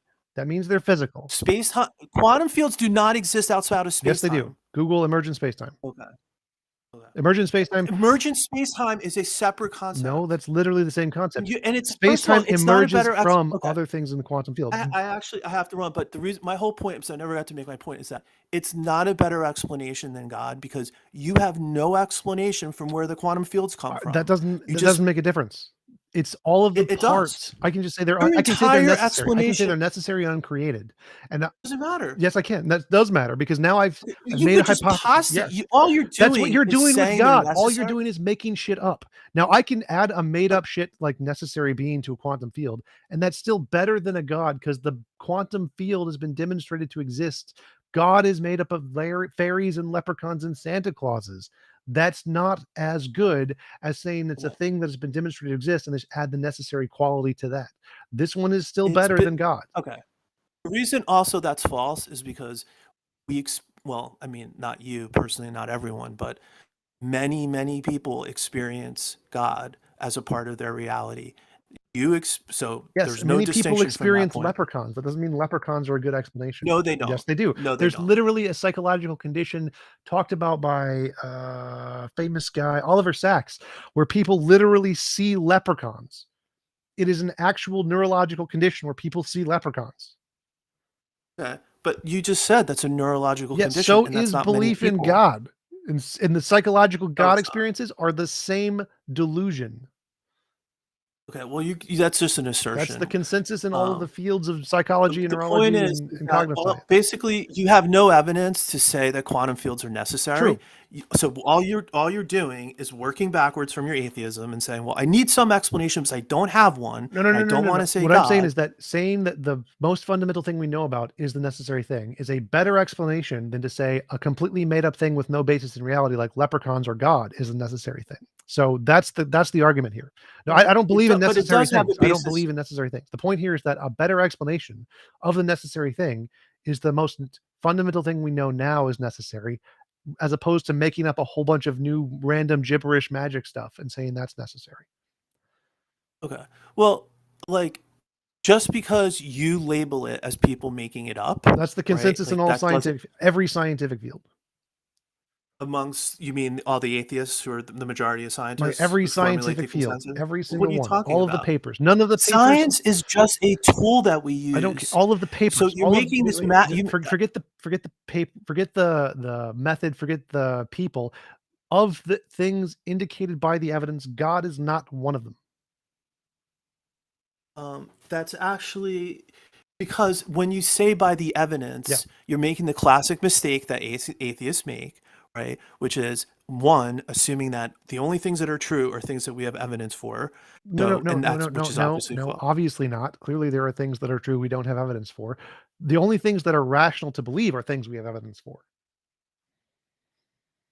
But we have indirect and circumstantial evidence, which is also which applies to like your favorite subject, science, which uses abductive reasoning, and we have that for the God hypothesis. You don't. This is the circumstantial, fundamental indirect evidence. There's historical. So this is the fundamental mistake theists make. All of the things that you think are evidence apply equally as well to fairies and leprechauns and Santa Claus, and justify those things equally as well. And the reason we atheists don't accept that as evidence is because we know those things don't count as evidence for leprechauns, as well as they don't count as evidence for God. But theists use their internal bias to exclude the fact that these other methods don't work for any of these other things, and then say this crappy evidence that doesn't work for leprechauns or fairies or God or Santa Claus, well, it does work for my God. And they don't see the obvious philosophical problem there, that if it doesn't work for anything else, then it doesn't work for yours either. And that's why we don't use that method at all in science. And we use the methods that do work, which exclude all of those things. Well, you're going back to talking about science again, and You the were point just about talking about leprechauns science. and all these things. It doesn't matter what label, like the fact that we use the letters God is not obviously Right. what I'm makes critiquing that I'm hypothesis. critiquing the properties that it's made of, not the name. Yeah, and those properties are nowhere near comparable to fictional characters that we know we created on planet Earth. All of them are that non-physical mind outside of space-time that created the universe, that has intentions and desires for us and is omniscient and omnipotent and omnibenevolent and does intentions and makes people rise from the dead and floods the world. They're literally all that. Well, that's the subject of the debate, right? Well, if you want to change the properties of God, that would be great. Well, God is not a fictional character. I mean, you think he is, but like I don't. All of his so, properties like, he shares with other fictional characters. All of the evidence that all of the methods of evidence to indicate him work for all of the other fictional characters. So yeah, he's a fictional character. No, well, like I just said, one major one is that he doesn't share the property that we know that we created him as a fictional character. That's not a property. Of course it is. So, Properties- God has the same properties as Sherlock Holmes. Sherlock Holmes is an invented character. That's not a property. We A know property- that he's fictional. A property is We know of these existing other things. characters are fictional. Property is an existing. We know these other characters are fictional. Properties are of existing things. The qualities that make up the existing things. Sherlock Holmes doesn't exist. Sherlock Holmes doesn't have any properties. So if God has properties, we assume God exists. What properties would God need to have? Omniscience, omnibenevolence, outside of space-time, a mind outside of space-time. Those are properties. Saying that You're saying what Santa we know- Claus and the leprechauns have those properties? if they what existed. are you talking about? No, there's lots of the gods. all Lots right. of the Anyway, made-up dude, gods listen, have I got- those properties. I'm going to be late for my Father's Day event. Anyway, good talking to you, but I'll call in next week. Yep. See ya. Later, dude.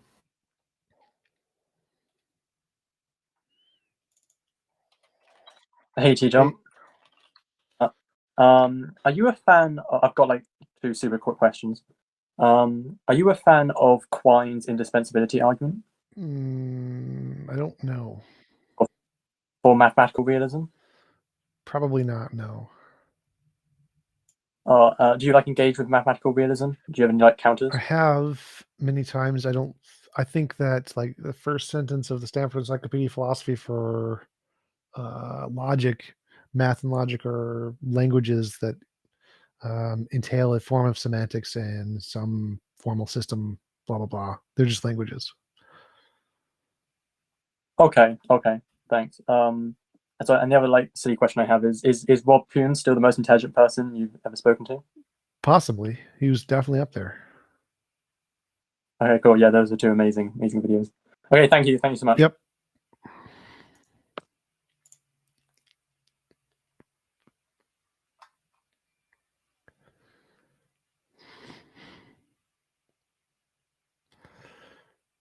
Anybody else?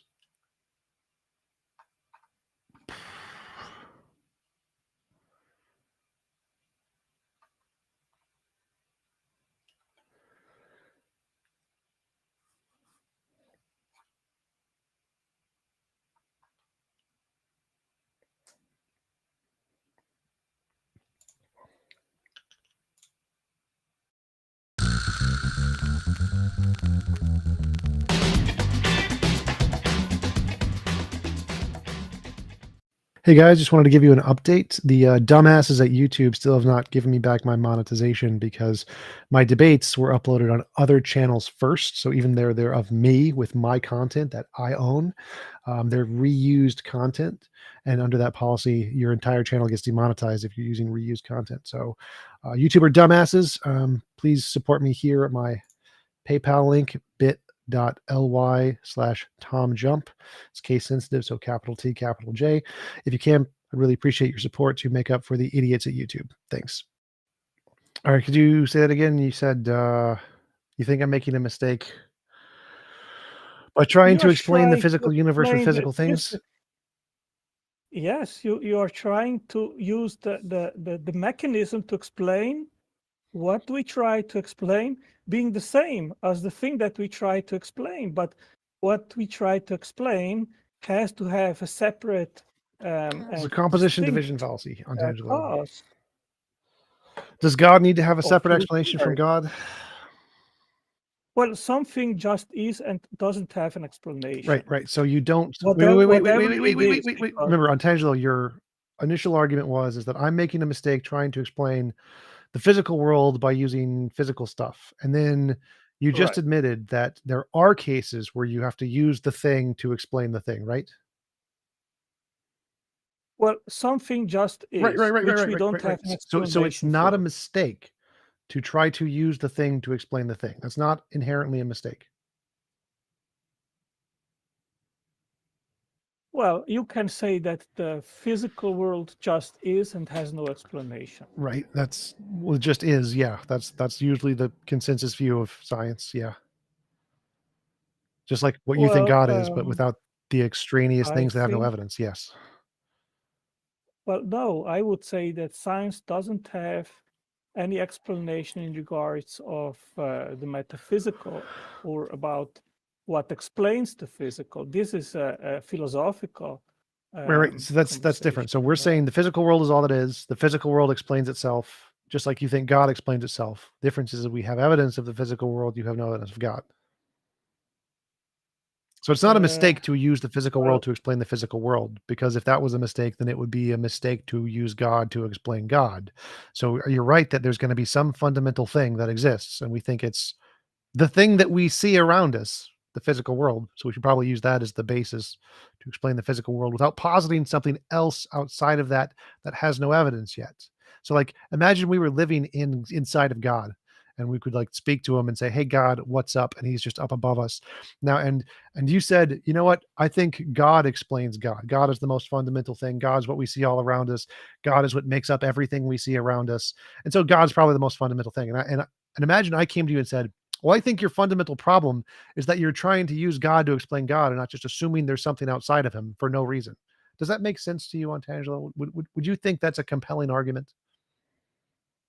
Would have to start asking ourselves if the universe and the physical can just exist eternally without a cause. That would be another topic and another discussion. Right. But sticking with your first comment that it's a problem to think that the physical caused the physical or whatever.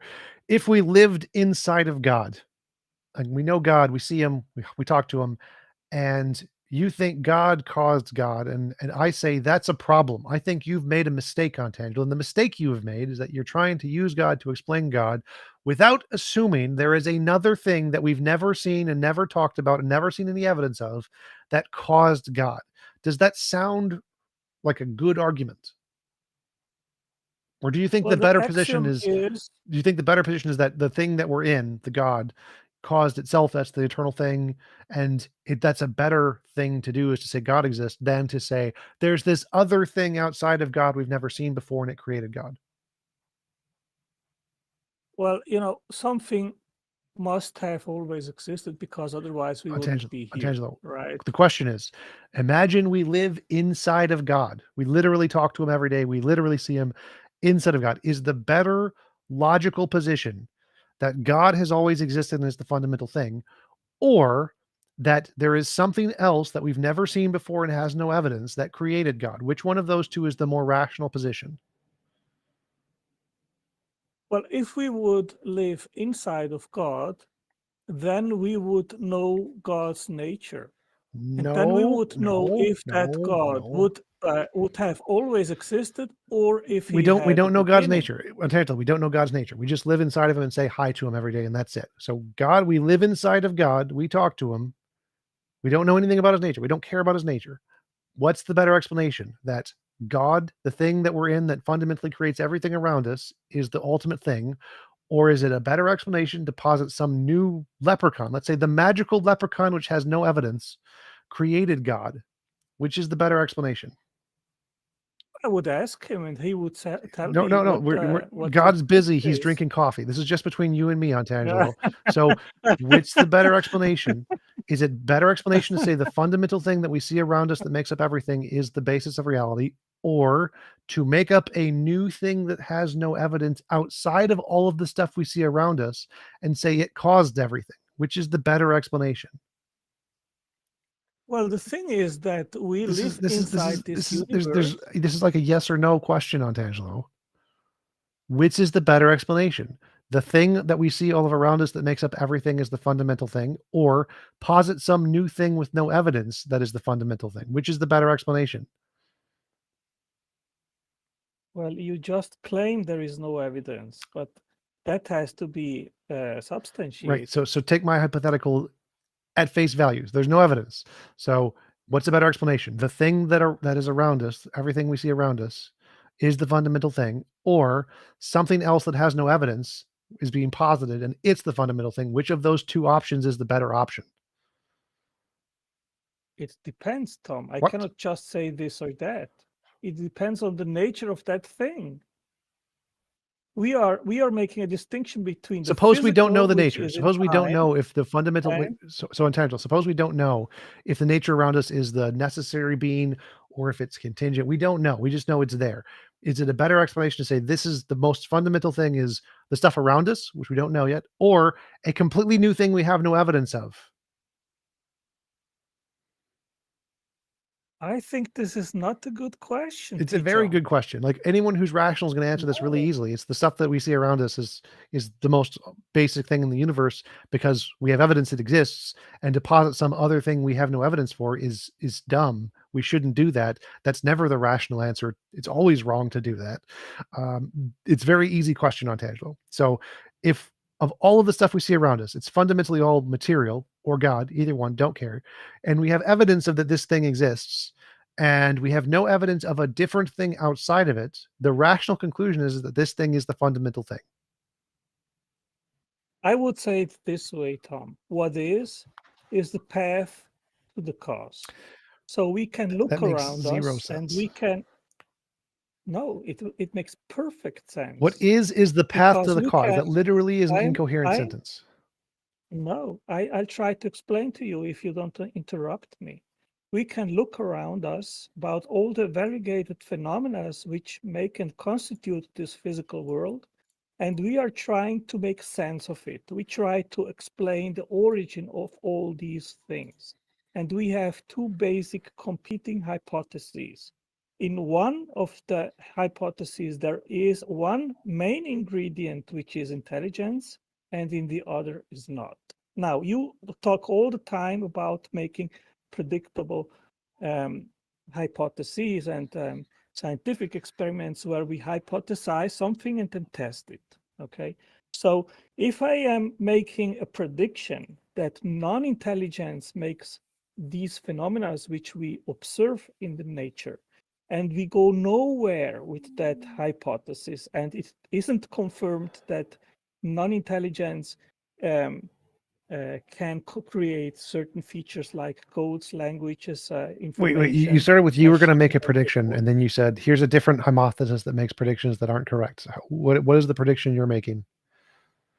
I'm making the prediction that the instantiation of languages, codes, data, information transmission systems, machines, and factories can be instantiated and created by a non-intelligent, non-guided It's mechanism. not a prediction. Saying And something that- can't be done by something else isn't a prediction. Okay, I make the prediction that it can be instantiated by a non-intelligent causal mechanism. Okay, gotcha. And that prediction is not confirmed. Okay. Where do you go from there? You make a different hypothesis with more predictions. Like Or you you can can make, so or you can just make, so or- wait one no, second. I no, wanted let me to answer explain a that. little bit more about your question. So if you have a hypothesis that makes predictions and the predictions are never confirmed, that isn't evidence for or against anything. It's nothing. Okay, but I can change my prediction, and rather than continue making predictions without intelligence, make one where I say I put the ingredient intelligence in that prediction.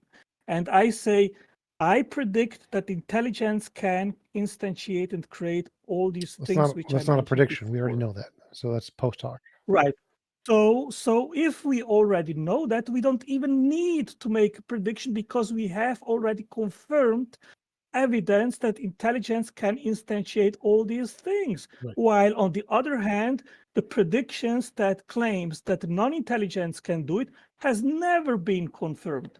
So we have on the one side intelligence which can instantiate these things, and on the other side, predictions, scientific predictions, which have not been confirmed. So which of the two then is the more plausible explanation? Well, you see, now watch this. I'm going to be an honest debater and actually answer your question because like this is how you do it. Show you how to ontology, how to honestly, intellectually engage in a conversation. So if we had no evidence of if there was a model that non-intelligence could do something, but and it made predictions that were never confirmed, and there was evidence that we already had that intelligence could do it, then it would be more rational to believe the intelligence could do it. Yes.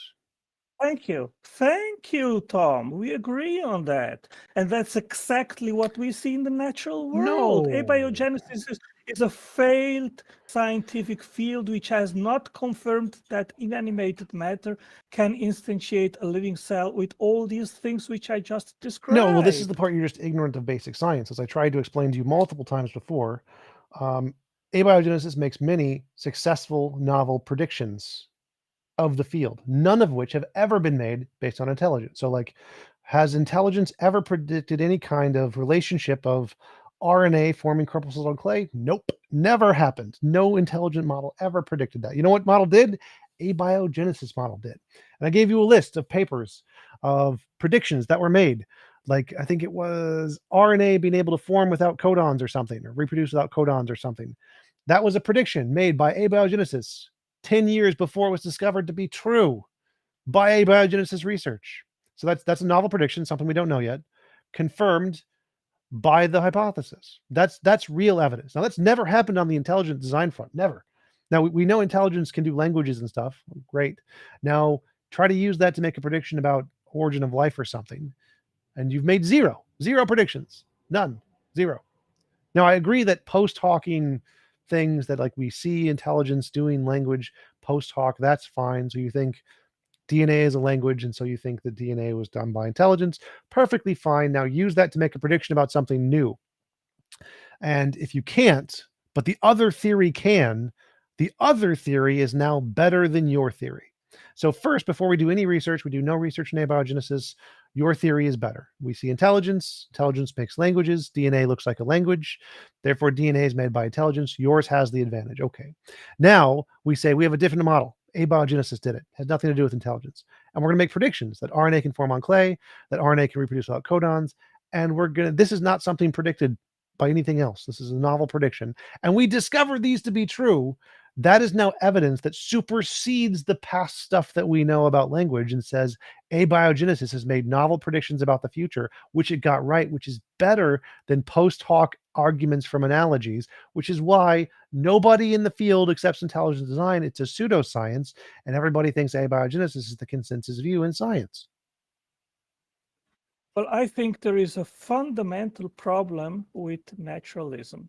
That is that if you have even a codon, if you try to explain the origin of codons, they have no function unless you have a ribosome which actually makes the translation. This is the caterpillar argument. Word. This is the caterpillar argument. It makes no difference. It does have a function. It can do other things. There you go. Problem solved. It can do lots of other. It can have arbitrarily different functions, like feeding something else. You're just making an answer up now. What other functions does codons have? It can have any function. As long as it causes any kind of motion or energy transfer of any kind, that motion and energy transfer can be beneficial in any number of ways. So when you make the assumption it has no other function, you're simply wrong. It has many other possible functions. Is there evidence? Yes, energy transfer. Any energy transfer that it does can be a function of a different thing. It has absolutely nothing to do with codon words. But everything is energy transfer. What are you talking about? I am talking about that languages and information is not physical. It is physical. Mental. It's literally the DNA is physical. It's a physical pattern. Okay, so is the assignment of meaning of a, let's suppose, yes, that's also physical. In the DNA, it's also physical. The assignment of the meaning of the patterns of the ATCG is a physical relationship that is physically read by a physical codon that physically then transfers that information to a physical medium. It's all physical. My question is if meaning assignment There is is no something meaning which is assignment in any of the always. DNA. There's no meaning assignment. Oh yes, there None. is. Yes, None. there is. There's no meaning assignment. The codon AUG is assigned to stop. It instructs the ribosome to stop the translation process. There's no when meaning the there. It just does. When it hits those things, it does stop. It was not a meaning that it then read. That is a result of evolution that caused that. There was no meaning in that. Actually, It's like if a rock actually hits it the ground, does. it stops. Was there meaning in that? Yeah. No. There was no meaning. You have The a rock didn't like fundamental- read the ground and be like, I'm going to stop now. It said, oh, look, gravity hits the object and then stops. Physical relationships don't have meaning.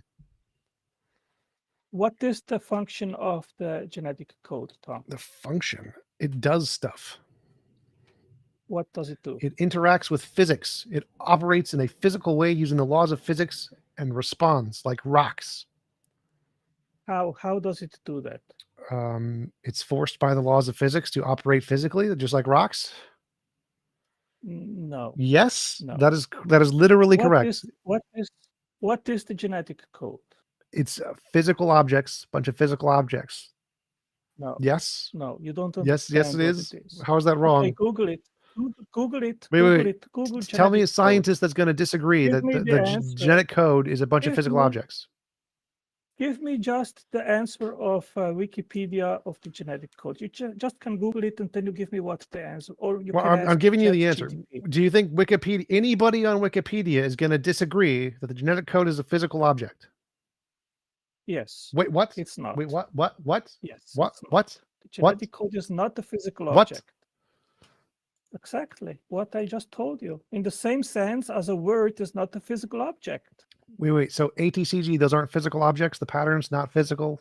You are conflating the hardware with the software. The nucleotides, There is no they are the software. hardware. There is no The software. nucleotides, well, so what is the distinction between the paper and ink and the words that you write on it? Is there a distinction? What is the distinction between hardware and software? There isn't any. No, No, the software is physical objects. They're all physical objects. no, that's the hardware. What is the difference between Software a is also computer physical objects. program? They're physical what- things Tom, that So connect. Tom, what is the difference between the hard disk and the software stored in the hard disk? What is the difference? There isn't. They're both the same physical object. They are the same physical No. object. No, so I can give you a CD full with bits, just disordered bits. Ontological, and I can you're not give you addressing anything I another said. I said CD. they are physical objects that are physical trying systems that to are interacting based explain on the to laws of you- physics. I am trying to explain to you why you are wrong. And if you interrupt me, I will not be able to do that. So how am I wrong that they are physical objects that operate under physical systems based off the laws of physics? How is that wrong? Okay. Is the project to construct a house? Is that the You're product not of the addressing mind anything I've or- said. Are they physical objects? Yes. Yes or no? Yes or no? Are they physical objects? Yes. Do they Now operate under try the to laws of understand- physics? Well, let me try Wait, to Ontological, explain you're and not, if you said I'm listen- wrong. You need to address what I've said. Are they physical objects? You said yes. So I'm right about that one. Totally correct. Do they operate under the laws of physics? Project does not. I'm talking about codons and DNA. Listen, a project. I is not the didn't product say of the anything laws about a of project. physics. I don't care. If you're saying I'm wrong, you have to address what I said. I said DNA is a physical object that operates under the laws of physics. Am I correct about those two things, Ontangelo? Yes. Okay, so I'm not wrong. That's Yes, you're wrong. how. Because you don't listen and you don't understand what I am trying Okay. to explain to you. Next.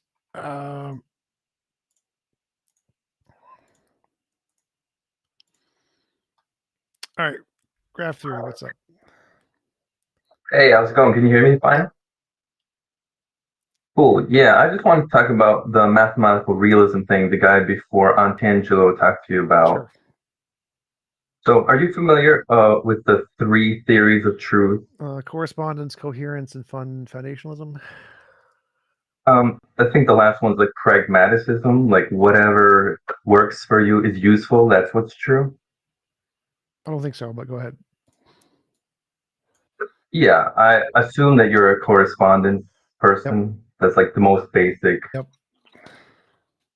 So I want to make the argument that coherence is a better definition of truth, and it's sort of entailed within correspondence. That doesn't make sense, but okay. Maybe I'm thinking too abstractly, but coherence theory of truth just says anything that's without contradictions is true. Would you agree with that? No. I mean, I agree that's the definition. I don't agree that's a good theory of truth. Okay, but would you agree that correspondence theory says that if you have a model in your head and it matches reality, then that's basically what truth is? So when we find a contradiction between our model and reality, then that's how we find out something's false, right? So isn't that coherence theory right there, that we're looking for the contradiction? No, because in coherence theory, it's based off of a connection between a whole bunch of different ideas, right? Yeah, I don't really understand what you mean by that. I'm just thinking abstractly. There is a search, we're searching for contradictions and we find it. You know, it's kind of the same thing. I'm drawing a similarity. Well, so the coherence theory of truth is that truth is anything that like it consists in coherence of some specified set of propositions or something. Okay. This, like, if you just go to the coherence theory of truth, philosophy, stanford.edu, truth coherence, the very first sentence, or the second sentence, because the coherence theory differs from its principal competitor, the correspondence theory of truth, in two essential respects. The competing theories give conflicting accounts of the relation that propositions bear to the truth conditions. Okay. I mean, I got you. So I guess I'm just not getting it. The two theories give conflicting accounts of truth conditions. According to the coherence theory, the truth conditions of a proposition consist of in other propositions. The correspondence theory, in contrast, states that the truth conditions of propositions are not in general propositions, but rather objective features of the world. Yeah, so isn't truth like a feature of the world, let's say? No. Something. You don't think so? No, like is the table true? Yeah, I would argue that yes, it is true. What does it mean if I say the table is true? What does that mean? Well, I guess you would like put it into an equation, right? Like make an equation out of it? No. Like if I said the table exists, that sentence would be true. But the table, right. the So table doesn't coherence, entail any property of truth. Like there's no right. property This is of exactly truth what I want to talk about. Okay. So, like, imagine this. Let's say we make an equation out of the table thing. So we have the past state of the universe plus the laws of physics equals the current state of the universe. So that's an equation, right? I guess. Yeah, and so in that sense, the table's part of that last, equal sign. It's on the other side of the equal sign. That doesn't make sense. So what do you mean by true? As a coherence person, I combine truth and existence into one. That's the whole mathematical realism thing.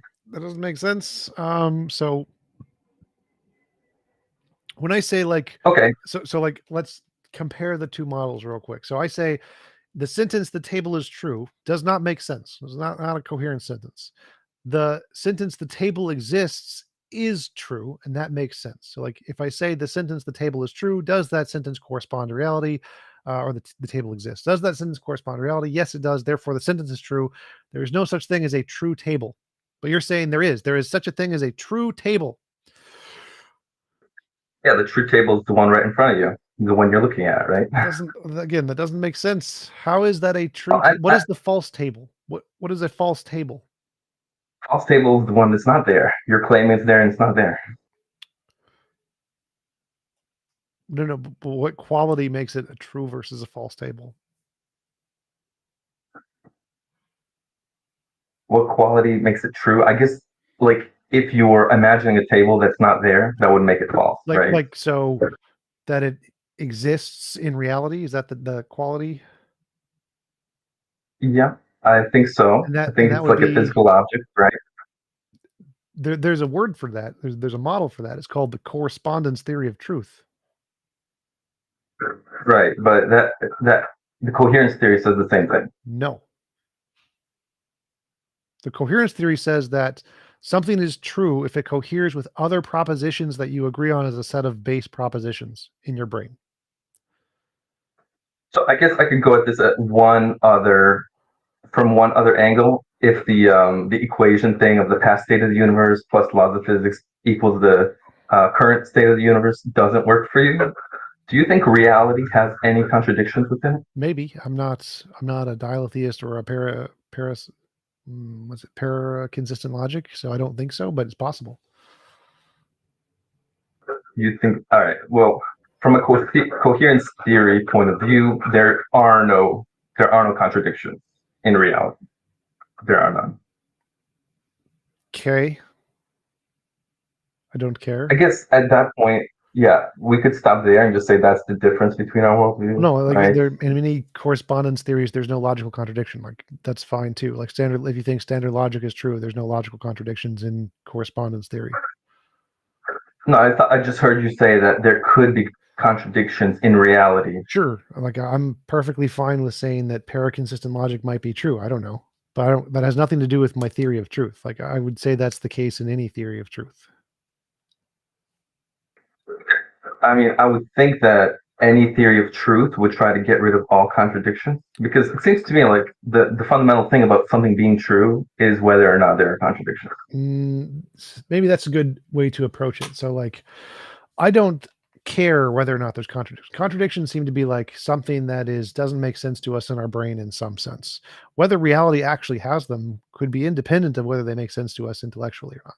Our brains may simply be incapable of understanding the relation of properties in such a way that can correspond to reality. I don't care. And that's fine.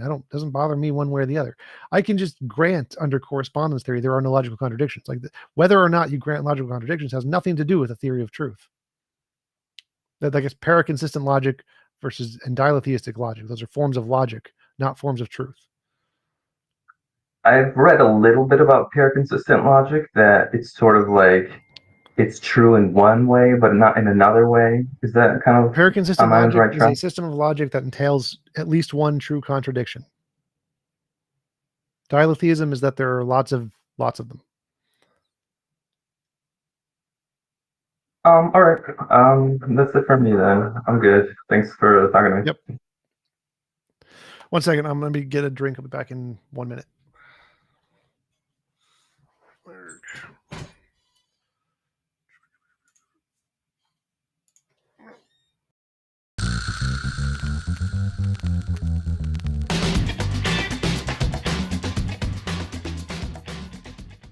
Hey guys, just wanted to give you an update. The dumbasses at YouTube still have not given me back my monetization because my debates were uploaded on other channels first. So even though they're of me with my content that I own, they're reused content.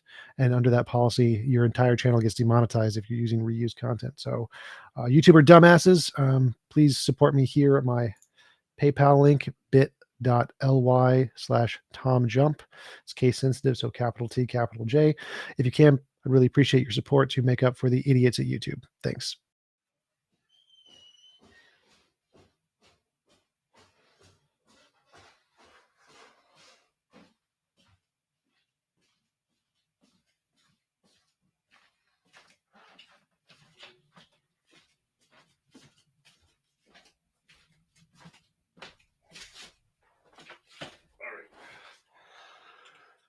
Okay, I'm back. NSNG, what's up? Hi, I have a few questions, if that's okay. Okay. Do we still hold that the belief that I exist is the only certain knowledge? Sure. What about the belief I don't know everything? How could I be wrong and believe that? You could probably, like, depending on the category of I could entail greater than your current conscious experience or something, and so you may know it, you just aren't aware of the fact that you know it. Well, if I'm not aware, then I couldn't Well, it depends But on that would be something I don't know, right? No, it depends on your entailments of how you define know and how you define I. So depending on what the truth conditions is of know and the truth conditions of I, maybe knowledge doesn't entail anything you're currently presently conscious of. It could entail things you're subconsciously aware of, and so you could subconsciously aware of it, and so you do know it. You're just not recognizing you know it, and so you couldn't say that. Also, you could say that there are more things about the meanings of those words and how they correspond to reality that you may not be aware of. So, like that would be the first way to say that you may know everything, even though you're unaware of it. Okay. For your moral theory, I think you arbitrarily value present will over future will. What? So like an example would be, like, let's say I know and you know that what you value is time with hot blondes, and then you are presented the option, spend the next day with hot blondes and then never again, or the opposite. And you're short-sighted and choose the option that you spend time with a hot blonde the next day, but then never again. And now I know you value hot blondes, and then I force you to pick the second option, to wait 1 day. It seems intuitively better to force you than to let you make the choice because you're just short-sighted. It didn't make a lot of sense. So my model doesn't care about future, past tense. That's up to you. You get to decide in your universe which one you prioritize. Yeah, but let's say we're not in the best possible worlds, but you are presented with this choice, and me forcing the second choice seems intuitively better for you. But you pick the worst choice because you're so short-sighted and can't estimate. Well, the morality has nothing to do with consequences of the choice. optimization of happiness. Like you can choose to not be perfectly happy, or you can choose things that don't get you the greatest amount of happiness. Like morality isn't things that optimize your happiness. Yeah, according to your model, that is what I mean. I think it's a counterexample, like an intuitive counterexample. Well, my model is that you have the right to choose for yourself what happens to you. It's consent-based. Whether it's good, bad, happy, unhappy, I don't care. You choose. Wait, what is moral means what is good, right? Or not? Depends on how you're defining good here. So, like, yes, I think good and moral are essentially synonymous, but it doesn't mean being happy. Being happy isn't necessarily good.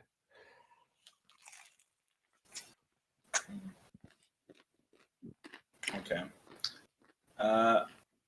On the prediction thing, is it not better for a prediction to be coherent and related?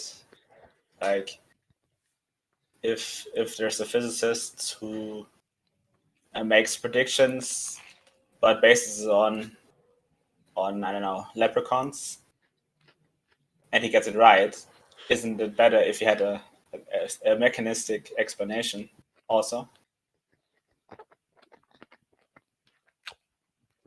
Like if Einstein predicted the curvature around the sun, but didn't give an explanation, like a physical explanation, but just said leprechauns did it or something like that, he would make a successful prediction, but it wouldn't be as good as a prediction which explains beforehand why that would be the case. So like if you had two theories that both made predictions, one was a combination of known things, one was adding extra things, and they both were right, then yeah, we would prefer the one that's the combination of known things. And that's fine.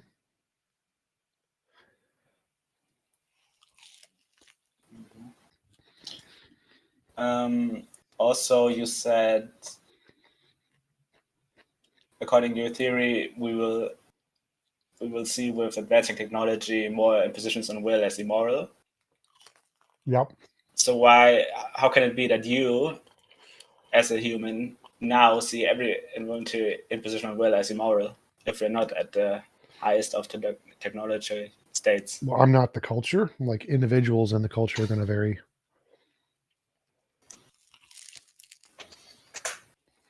Okay, so it's more like a majority thing. Yeah, the view is that the majority of people, society will begin to see more impositions of will as a moral as society continues to evolve. One last thing, you said if someone has a tumor in their brain, they're not able to consent, and they need a rational brain state to consent. What is this rational brain state? Leave that up to the experts in neurology. I don't know. Yeah, but maybe it's not only a neurology question, but also a philosophical question. I don't think so. Or like, if you're asking what is the rational capabilities required for something to be a rational brain state, maybe. Like again, I don't know. Like it has to. You're assuming this rational brain state exists, but Sure. maybe there is no such a thing. Because maybe it's just a spectrum of. Well, I seem to be in a rational state as far as I can tell, so I'm happy with that.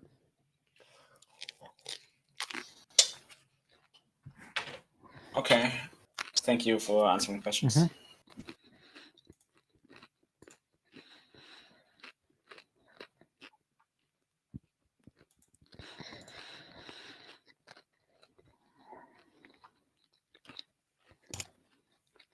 Hey, how's it going? All right. So you stated earlier that software is a physical application or a physical thing. Can you provide me with a Discord app that's physical? They're all physical. They're all physically stored on a physical system. Physically stored. So, like I said, can you provide me with a physical Discord application? All of them. They're all of them are physical. You're not. How would I access this physical Discord application? Is what I'm asking. You download it and you copy its physical pattern onto your physical hard drive. That would be the instructions onto the hard drive, and then the hard drive would be the physical component. That is the app. The app is the physical pattern of those things. That's the app. No, those are the instructions. Those aren't a physical thing. They are physical. They're written down into the hardware, but they're not a physical. That's the same thing. Manifestation. So literally, it's a physical pattern in a physical. Yep. Not necessarily. I would disagree entirely upon that. Like I said, I mean, if you want to provide me with an example of physical I did software, literally all of them. So I've answered that question multiple times. I've corrected you multiple times. All apps on Discord are physical systems in a physical computer, which you then copy onto your physical hard drive, which then physically run the pattern. The entirety of computer science would disagree with that statement. No, they would all agree. If you were to look it up right now and say, is software physical or not, it'd be incorrect. You'd be incorrect on that. Software is a non-physical thing. Hardware is physical. It's entirely physical. It's saved in different states, whether it's a mental state or a physical state in a hard drive. It's a physical state, but it's still physical. So I think you just aren't aware of how computer science. It's an instruction. I just think you're just ignorant of how computer science matches into the physical world in general. I just don't think you understand the relationship between those two things. So software is a pattern, like it's like a language that we made up, but that language exists in your brain. English exists in your brain. English is a physical thing in your brain. You're saying your thoughts are a physical reality. Yes. That we can measure your thoughts, not the electromagnetism that's going on inside your brain. Thoughts can literally be weighed. Yes, Google it. I'm gonna have to disagree with you on that. Google it, but right now. Have a great rest of your day. Google it. Can weight of thoughts. Yeah, sure. Google. Sure.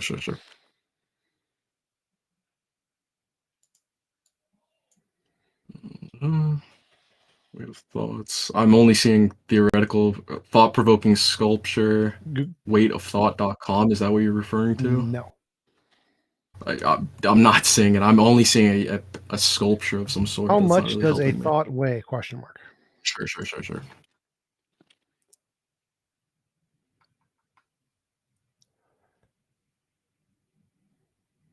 Are you PBS? I'm assuming Yep, is what you're referring probably to. a pretty good one. Okay, let me go to that. It's an entire video. So you just give me the answer. I'll believe you. Yeah. It's all thoughts have mass and energy. They're made of mass and energy. They have weight. Yes. Okay.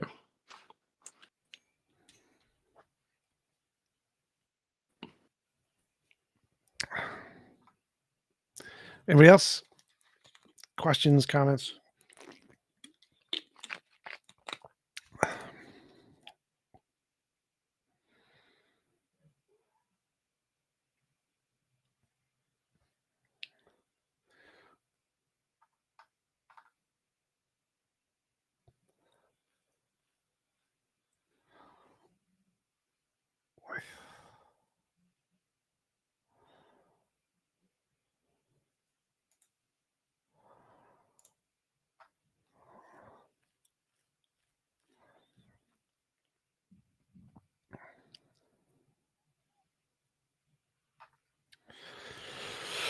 Anybody else got questions, comments, God, philosophy, morality, politics? Probably not politics. I don't really care about politics.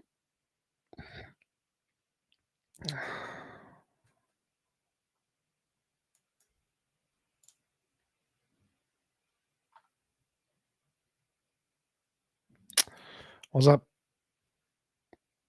You're muted.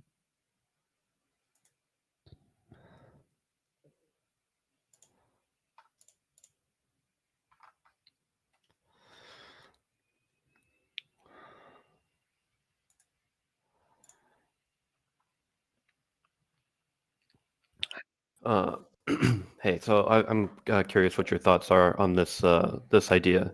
I went to school for philosophy and theology. Well, that was dumb. Yeah, no, it was. It was very silly. I'm a software engineer now, so I corrected that decision later. Nice.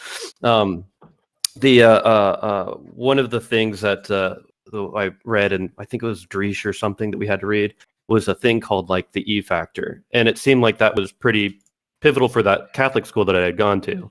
Like that was something that was pretty was required. I don't know if you had heard about the E factor or that concept, or Dreesh, or read anything related to that, but ultimately he was doing kind of a reduction to absurdity. Well, not to absurdity, I guess, but just a type of reduction having to do with like some kind of half-baked experiments with like blasphemers. He said that you're able to cut it in any possible direction and it would still, grow. And therefore, there was something to life besides only physical, mechanical, or like chemical properties. Now, I think that argument wasn't particularly good, but it led me to think a lot about the ideas behind like free will and and movers and things like that. And I think that if it's the case that there isn't something that's immaterial like a soul, then there shouldn't be a thing that can act upon material things but not be acted upon itself. I really should have thought the delivery a little bit better. So there's two parts there. One is the E factor thing. Yeah. The E factor thing was something about some guiding force that's guiding the way cells divide. Yeah, let's ditch the E factor. I thought that was going to give a little bit better context to the main point, which was like I think that if there isn't a soul, then there shouldn't be free will. Like that's an impossibility, because I think that the idea, I mean, even free will is kind of like a kind of nebulous concept, but the idea of something that being material that can act upon another material but itself can't be acted upon doesn't seem very correct to me. It seems like anything that's material ought to can be acted upon by material properties. So suppose free will exists. I don't think it does. I think free will is pretty incoherent, libertarian free will. But let's suppose it does exist. And you said you don't think there would be a way for it to exist if there wasn't a soul. And so my question would be is why would free will being made of soul stuff make it any more or less real than free will being made of matter stuff? Oh, so yeah, that's what I'm because I think if it's something that's material, then it should be able to be acted upon by other materials. Like it's like I guess, let me think if I could rephrase it in terms of like first movers and second movers and things. Like one of the so like you're saying that I think that if free will was a physical process, other physical processes could interfere with it and stop it from being free will. No, I really butchered this. I guess kind of similar, I suppose, but ultimately it's the soul. So I think that free will needs to be a result of an agent that can't be acted upon. Because if it's acted upon, then the product of the free will isn't really free. It's constrained to being the product of a different movement. Right. So, but like, let's say there is some process that is the free will process, and then I throw a wrench in it. Like, obviously, if I break the free will process, it's no longer free will. But if it's not broken, it can still be free will. It can still exist. Like, if other things are not influencing it or whatever, right? So say there is some free will process in the physical world, and if I don't throw a wrench into it, then free will is functioning. Now, obviously, I could throw a wrench to it and break it, and then it would no longer be free will. But I don't think it needs this quality of being unable to be interfered with, like philosophically. I mean, like, suppose the free will was a soul thing, other souls could mess with it potentially and stop it from being free will. So God hardened Pharaoh's heart or whatever. So he didn't have free will in that instance, but that doesn't invalidate all of his free will simply because his soul free will stuff could be violated by something else. Okay, yeah, I'll think about it. Yeah, that's a good answer. I appreciate it. Yep.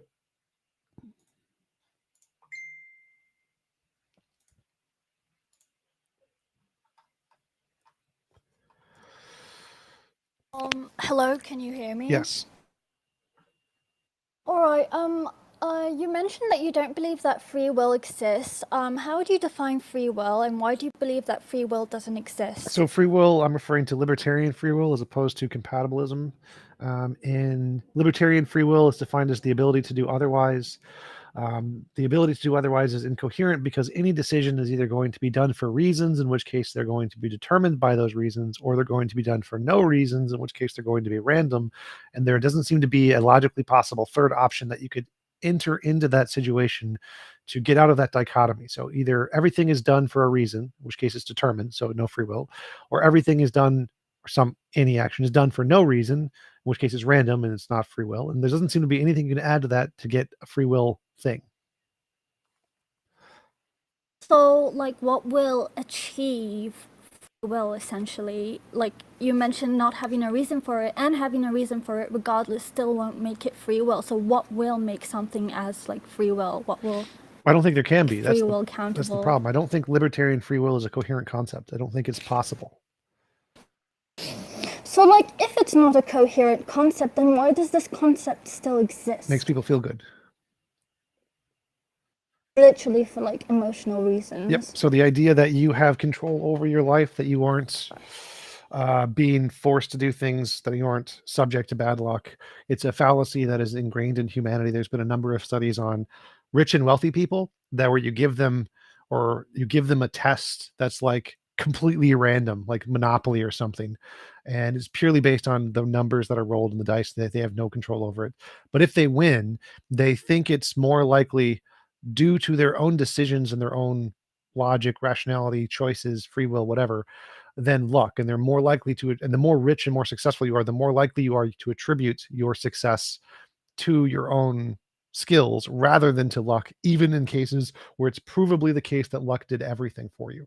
And so humans have this bias that they want to say that they're in control, and that anybody who didn't succeed in life, it's their own fault because they didn't work hard enough or whatever. And that if you did succeed, it's because you're good or better. And so because of these inherent biases in the way humans look at things, they like to think they're in control and don't attribute the luck of reality the adequate amount of attribution to what's actually going on that it should be given. So then what, like, comes into play here? If free will isn't responsible, then what is responsible here? Like, what do we resort to, essentially? What makes us us, basically? What fuels our decisions at the end of the day? Is it luck? Is it destiny? Is it fate? Yeah, I'd say it's physics, which is all of those things. But yeah, I think that mostly it's just the luck of the draw, how your biology is designed by nature and evolution, and you don't really get to change it that much. You just you're stuck in nature and can't do much about it, and it sucks. And so that's where compatibilism comes in. Compatibilism is the view that free will is simply your brain making decisions without any external forces impeding those decisions. So your brain, however it is designed, evolved, makes decisions based off its desires. As long as it isn't like a tumor or something that's making you to make alternative decisions, then that's your free will, essentially. And so it's just biology and physics. You don't mind me asking, perhaps this is irrelevant or plummeting into like a tangible discussion, like on a tangent, but like I was wondering, why did you create a YouTube channel? Money. Why did you host like calls on here Money. and like talk to people? Money. Do you profit out? Yes. From this? Yes, I've been mostly a full-time YouTuber for like 5 years, 6 years. Is there any like additional reasons as opposed to just money alone? Emotional reasons, like promoting my ideologies, growing my atheist church, selling books. It's tolerable. It's better than working at McDonald's. Some cool people in the audience, fans I like, and nice people for the most part. It's a very cushy job compared to most jobs. So lots of emotional reasons, I guess. Do you like feel like happy when you enlighten others with your ideologies? No. And beliefs? I was diagnosed with high function autism, so I don't really feel empathetic kinds of emotions. So I don't get emotional response from helping people as much. More the prideful emotions of if other people are accepting my ideologies as true, that makes me feel proud of myself, kind of a thing. Do you wish you never had autism, or are you happy the way you are? I don't really care about the autism that much. It's never been a big factor in my life. I definitely wish I had a better childhood, which wasn't really relevant to my upbringing, more parents related, I think. I'm mostly happy where I am now, I think. Like Instagram model girlfriend is kind of like the standard of what I need to be happy, and I have that. So for the moment, I'm good. Congratulations, by the way. Thank you. So like, what else? Would you mind expanding upon like your childhood, or is that personal? I don't mean to pry. You don't have to expand upon that, and how it bleeds into the present. I had major suicidal depression for 30-something years, or almost 30 years. So it was not fun. And then I got an Instagram model girlfriend that cured it, and so I've been happy for like 4 years. Don't you believe it's like mildly unhealthy to purely base your like self-worth or happiness on another person? Like, where would you be had your girlfriend hopefully doesn't pass away, but where would you be without her? Sugar daddy website. But so I think that in general, it's easier to be happy if you get happiness from something that's renewable, like yourself. If you find internal happiness and that's what makes you happy, then that would make it easier to be happy. And if you're made happy by Ferraris or Instagram models, it makes happiness much more challenging. But I don't think you have a choice in the matter. It's not an option. You don't get to choose what makes you happy. You can't be like, this pencil I'm holding is what makes me happy. I am happy now. It doesn't work that way. The things that make you happy are determined by your physical brain states, your biology. And with autism, you have a special interest, and that special interest is like the one thing in the world that means everything to you. For me, it's Instagram model girlfriends. And so it was very unlucky in a sense, being given a very rare requirement for happiness. But again, I don't have a choice over it. How did you cure your like suicidal thoughts? Instagram model girlfriend. And how did the parents... How does that essentially cure you? Is it like a form of validation you receive, a form of care, or like what essentially cures it? Like what aspects of it? I think that's related to the autism. So with autism, you have a special interest, and that special interest is essentially the only thing that releases a sufficient amount of dopamine or oxytocin in your brain. So the only thing. So for some people it's trains, for some people it's grass, biology, telescopes, astronomy. They're obsessed with one topic. If you have autism, you have this one thing that's just you're obsessed with. For me, it was Instagram model girlfriend. And so being with that obsession or achieving that obsession opens your ability to feel all the emotions that most other people do. And so it's not really retrospective emotional things like acceptance, belonging, none of that stuff. It's when you have autism, it's you have this particular interest, and when you're doing that or with that thing, you feel good. All right, I see. I appreciate you elaborating. How about we entertain that like hypothetical situation? Let's say your girlfriend passes away. Where would you be? What would feed into your happiness? What would feed into your sense of purpose? Mostly nothing. So that's what was one of the fundamental causes of the depression, is that with autism, you have one thing that makes you happy and everything else just doesn't make you happy. So it doesn't matter if I have lots of friends or lots of family, they don't make me feel happy. It's just not something I'm interested in. Hobbies don't make me feel happy. So you just have a limited number of things that can make you feel happy. So without her, I would just find another one, essentially. It's the sugar daddy websites. So in your mind, you do see yourself replacing her, basically? Yeah, eventually. Like, we're not exclusive or anything. It's more like a friends with benefits kind of a thing. So there's not like much emotional chemistry going on, essentially. It's all just like mostly sexual or like. Yeah, so because of the autism, the emotional side isn't something that's big for me. I don't feel the emotional side very much. How do you feel about that? How do you feel about like being deficient in like feeling emotions, experiencing the colors of emotions?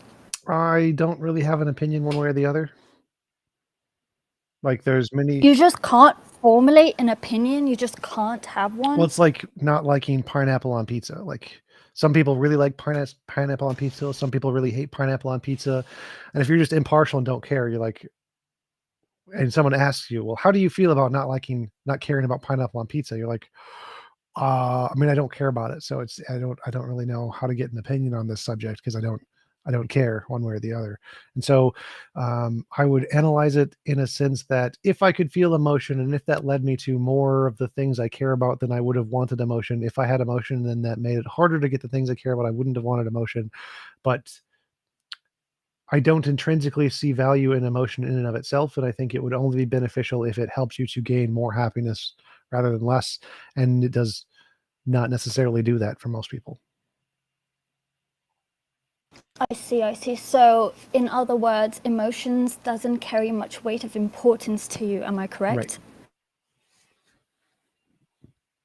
So, wouldn't you like consider that form of love and affection to be inauthentic or synthetic or unhealthy, to just solely base it on just sexual as opposed to like emotional and romantic like love? No, I think that's an inherent bias people have because of cultural conservatism, that they assume that there is a certain correct way that relationships must be, because that's the way they've been in the past, or the way they've been socially construed as being correct.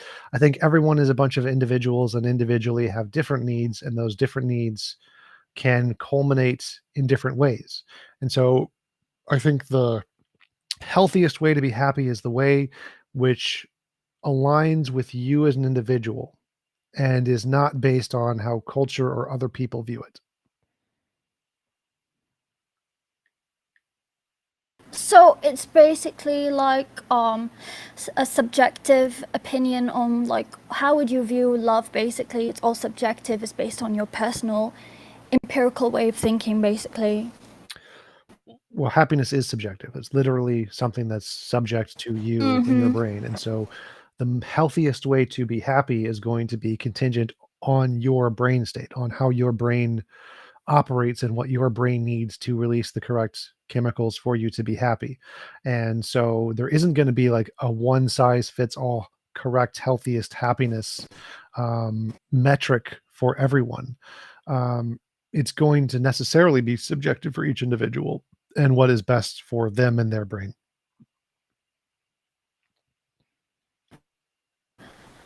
I was like curious, what do you mean by like sugar daddy websites? Do you mean like escorts, or do you like pay to be in a relationship?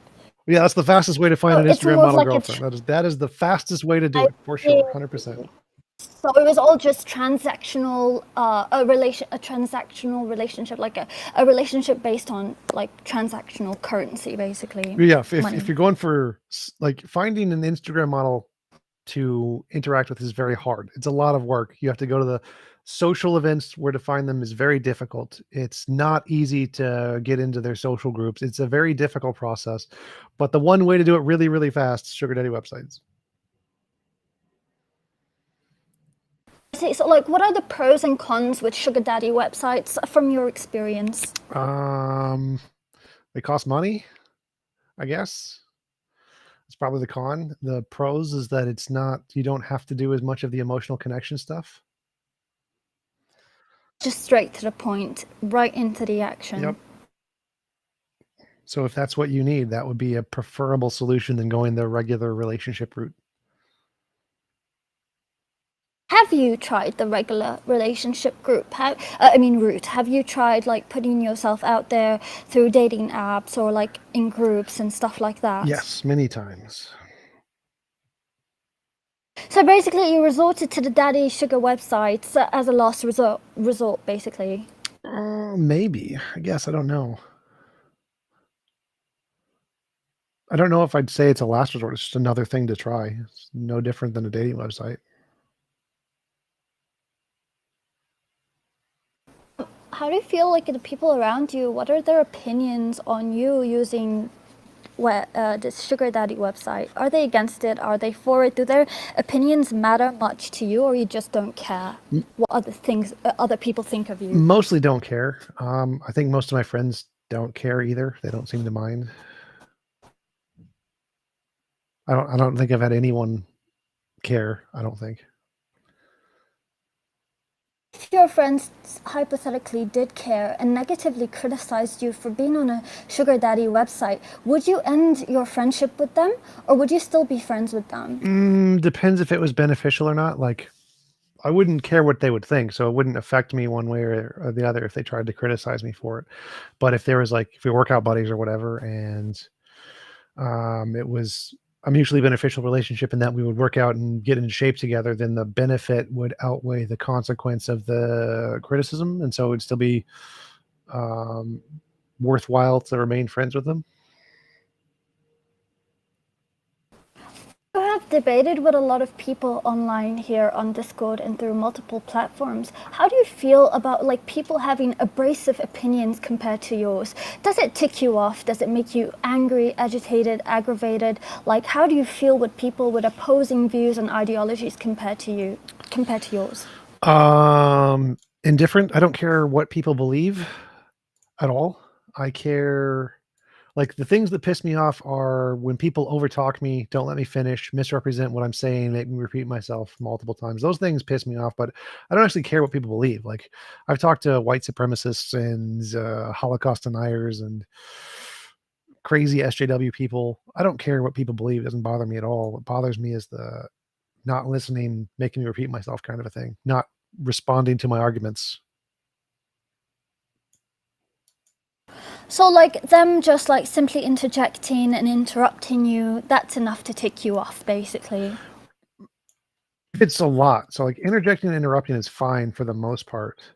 It's the making me repeat myself part that bothers me the most. And then not genuinely answering a question that I ask. Like Ontangelo does this all the time where he'll evade and never actually answer the question. That's annoying. So when people do that, what like path do you go for? Like basically, do you try to end the conversation or do you repeat yourself? Like what do you do when that happens? Depends on the situation. So if it's like on Discord or my channels, I can just kick them or mute them or whatever until they answer the question. Depends how many views I'm getting. If I'm getting a lot of super chats, in which case I'll continue it going for longer. If it doesn't have much attention, then I'll probably end it because I just don't care and there's no benefit. Or if it's like a really big person, I might do it for longer. Depends on the benefit of the situation.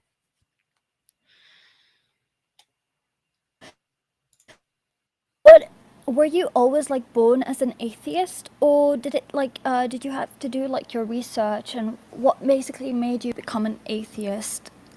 I was born into a Christian family. I stopped believing around late high school because none of my prayers were ever answered. And then I started researching philosophy a little after high school. And once I started to research philosophy and learned about the arguments and the philosophical positions, that's when I became an atheist. How long did that essentially take you to reach that destination? Well, I don't know. It was like 17, 18 when I stopped being a Christian, and then I started looking into philosophy 3 or 4 years later. Took two to 3 years maybe of getting into that to really identify as an atheist. When did you be open and explicit about your beliefs to those around you? Were you ostracized from your family or the people around you once you came out as an atheist? Because of my autism, I've always just been immediately open about anything I believe or say. Just one of the features of autism is just immediately telling the truth always. I don't know if I was ostracized or not because I never really spoke to my family, so that was never really a concern.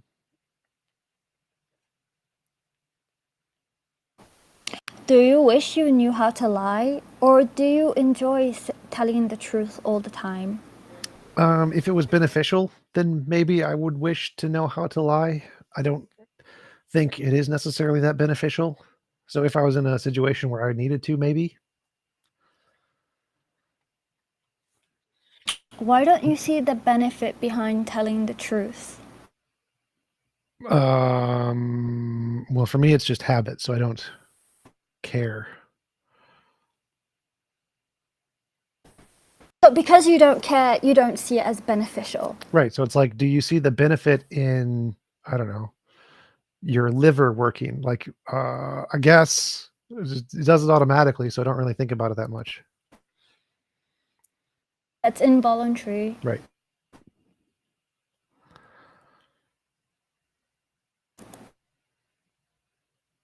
Got any other questions, or move on to somebody else or several people in the audience? You can ask other people, sure. Thank you for answering my questions. Yep. Shane, what is up? And Catalin.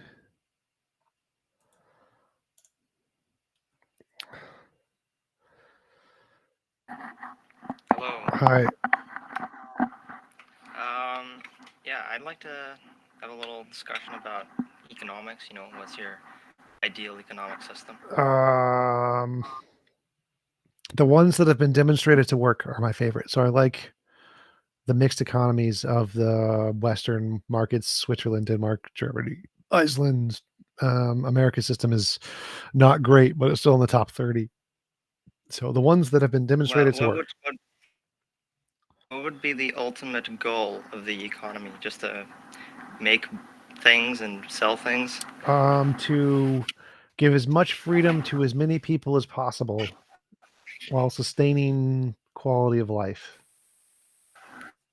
And would that be exclusive to humans or other animals as well? Well, the economy is specifically run by humans, so it's for humans, but in a moral system, it would include all conscious agents.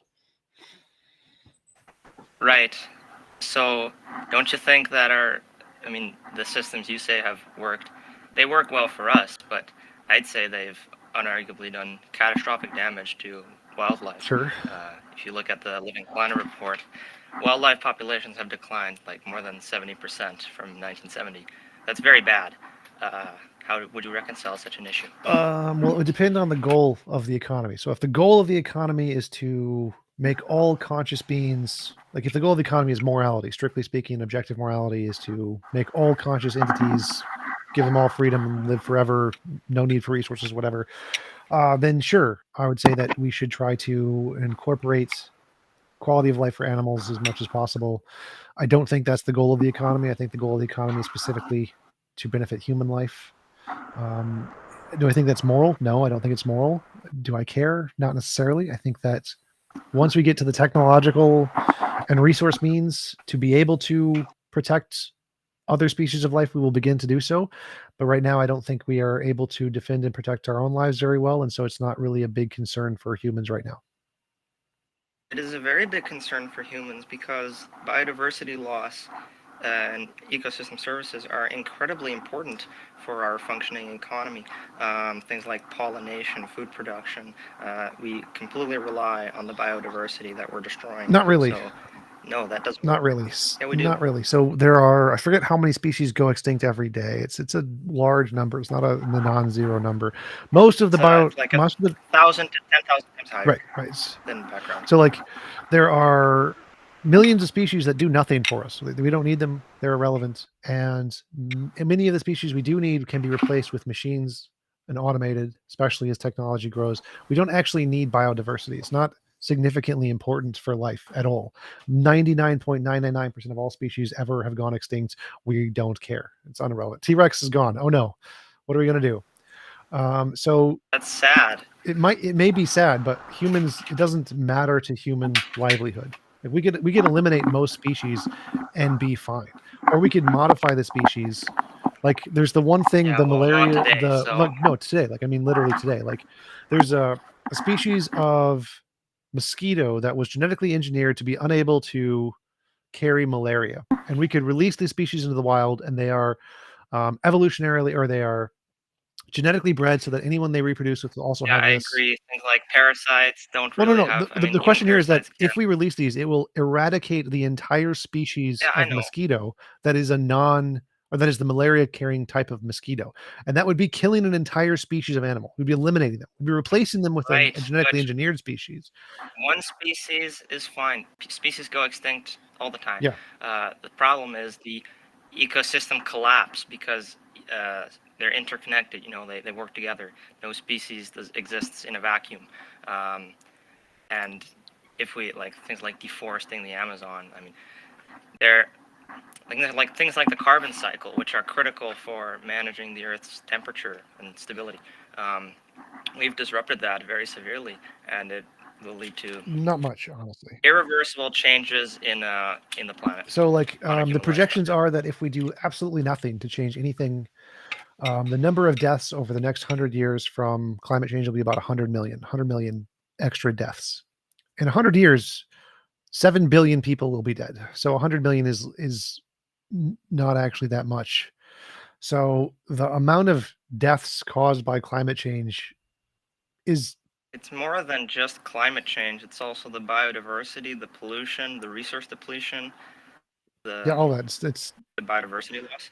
The amount of damage done by those things is going to be less than the amount of benefit caused by technological growth that has been achieved through the damage. I think that is delusional. I think that is a thing that people say all the time. Well, what you're referring to is basically green growth. No, I'm talking more about AI, fusion, the artificial reproduction of, what's it called? Photosynthesis. I'm talking about the technology that's coming, has nothing specifically to do with climate change. I'm talking about just technology in general. As our technology grows, we will be able to replace all of these things technologically without any need for the biodiversity of the species. So I think that... and where does that technology come from? It comes from natural resources that are... that we're burning, that we're stealing from the environment and killing from the rainforest. Yes. Mm-hmm. I mean, do we really have enough resources to have this sort of utopian technology future? Yes. So I think the estimates are that if all of the natural resources, if we keep growing at the same rate for natural gas, oil, and coal, they'll all be depleted in the next 200 years or something. And in the next 200 years, we're going to have... Actually, it's 40 years. I mean, no, I don't think so. At least the proven oil reserves. Proven oil reserves don't matter because we're estimating that there's a lot more that we haven't discovered, which is almost guaranteed to be the case because we discover more all the time. And do you really want that to make climate change even worse? I don't really care. So climate change, again, worst case scenario, or the general consensus estimates are about 100 million extra people will die in 100 years. I do not care. In 100 years, we will have AI, and AI will be able to solve a lot of the problems for us. So death is not the only quantification of suffering. It will also make people move. It will cause mass an exodus. It will sad. Cause mass extinction. No, not mass extinction, because that's the death thing. Or at least you mean other species.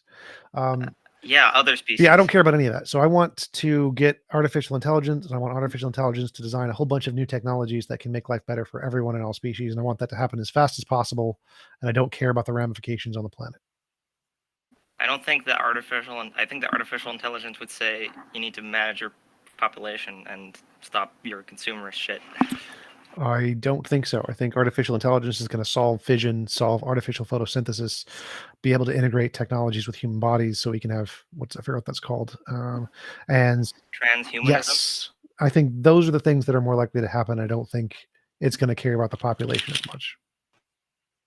Well, I like transhumanism, but I also have respect for other animal life. I mean, humans are animals after all. Yes. I think it's extremely careless to just disregard nature and chop down the forest, take the oil out of the ground. My view is more that, so we're all dying, we all suffer, it's bad, and we need to get to a point technologically where we end all death and all suffering. That would be the goal, I believe. Well, you're gonna die regardless.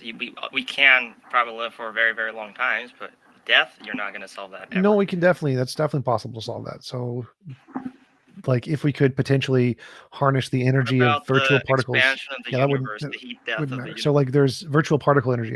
If we can harness the energy of virtual particles, we'll be able to literally survive forever because virtual particles are indefinite, but not really relevant to the point right now. So I think that we should, as fast as possible, grow our technology as far as possible to try to get to the point where we can expand beyond the needs that we have of relying on this planet and the biological constraints. And if it's definitely immoral to kill animals and species to do that, but it's justified because we kind of need to do that as fast as possible to try to save life everywhere. Oh, you're gambling. Yes. And your gamble might result in a planet similar to WALL-E. Yes, and if we don't gamble, we all die anyway. Why is that so terrible? I mean, I want to not die. Well, I mean, so like the options are in 100 billion years, the sun expands. So you're willing to cause massive suffering that's with this goal to live forever and have this utopian future, which is already incredibly unlikely, and you're willing to cause this massive amount of suffering for this very unrealistic goal. So 99% of the suffering of animals happens in nature because of nature. They're died, eaten, torn apart, raped, murdered. No, it doesn't. The mammalian biome. No, it doesn't. The majority comes from us, from animal agriculture. No. Look at that. No, it does. The mammalian biomass, more than 80% is made by humans, is factory animals. The most death comes from disease, comes from aging, comes from biological requirements like pooping and eaten by other animals. Like these are things that biology put in place. We didn't put these in place. We utilize these, but we didn't cause this to be the case. So most of the stuff that causes suffering is by nature, not by us. Aging, gaining weight, getting old, dying of disease, infection. This is all nature. Nature did all of that crap. So all of the stuff that we consider suffering, the vast majority of it is caused by nature. And I want to rush technologically to overcome all of those things. So I want to end disease, end aging, end death.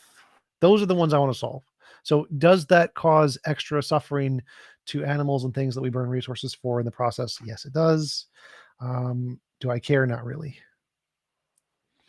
I mean, I kind of agree with you on some of the things. Yes, nature has a deplorable amount of suffering in it, but I don't think the solution is to disregard it completely and destroy the biodiversity and just be selfish and care only about the human species.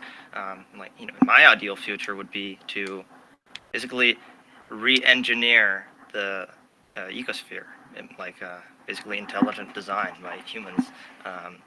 So eliminate all predators, but also have a thriving biodiversity on Earth. So death would still be a thing. I wouldn't want to eliminate all predators. I'd want to feed them. I'd want to give them artificially grown meats or something. So I'd want to keep those too. But to suppose, what would it require to do that? Like you're going to need a massive amount of technology beyond what we can do today. And to get that, how would you get that? I mean, I mean, this is a long-term goal. My goal at this point is to stop the destruction of the planet we're doing. Your goal is to. Well, mine's going to do the same thing. It's just going to do it faster. I mean. So, like, what would the end of this society be then? The best of all possible worlds, a world where there is no forcing anything to do anything it doesn't consent to doing, including all conscious agents, all animals. So that would mean that we have free will? No, unless you're a compatibilist. I'm not a compatibilist. I mean, what do you mean by freedom? Well, if, like, I don't think libertarian free will is coherent. I just think free in the sense that your brain is doing what it is naturally inclined to do without imposition by external forces or like cancer, tumors. No, my way of reconciling this is basically just what we want, what we will. We do have a will. We don't have a free will, but as long as the things that happen to us are in alignment with our desires, our wills, then that's necessarily a good thing. Yeah, kind of going off topic. Well, so I wanted to go back to your point about trying to make the world a better place or whatever, and you have a long-term goal. So if your long-term goal causes more suffering in aggregate than causing a lot of suffering to a smaller number of people in a short term, the smaller number for a short term is a more moral system. So my system, if we get AI, is in the next like 50 to 100 years, we can actually start to drastically improve the morality of everyone. So I think that moral progress is a real thing, and that as we gain in technology, our inclinations as a society tend to become more conducive to causing less harm to all species, including like increases in veganism, vegetarianism. I think those are a result of the fact that we no longer need hunter-gatherer societies, and that we can provide food through purely vegan means, and we don't need to kill animals to survive. And these recognitions have caused society to progress in that direction. And as we gain in significantly greater technology like AI, being able to do this stuff, being able to artificially grow meat, being able to generate impossible meats that taste good, this will be a bigger contributing factor to saving animal lives than the goals of what you presented about trying to balance the economy or whatever. I think that trying to develop the technology as fast as we can, while it will cause short-term damage to many species today, will have cause great suffering. Yeah, cause great suffering to a smaller number today, will get us to that point technologically faster, and will in aggregate save more lives and decrease the amount of suffering overall than taking the long-term route. I mean, I guess we both share the same final goal, our just approach differs.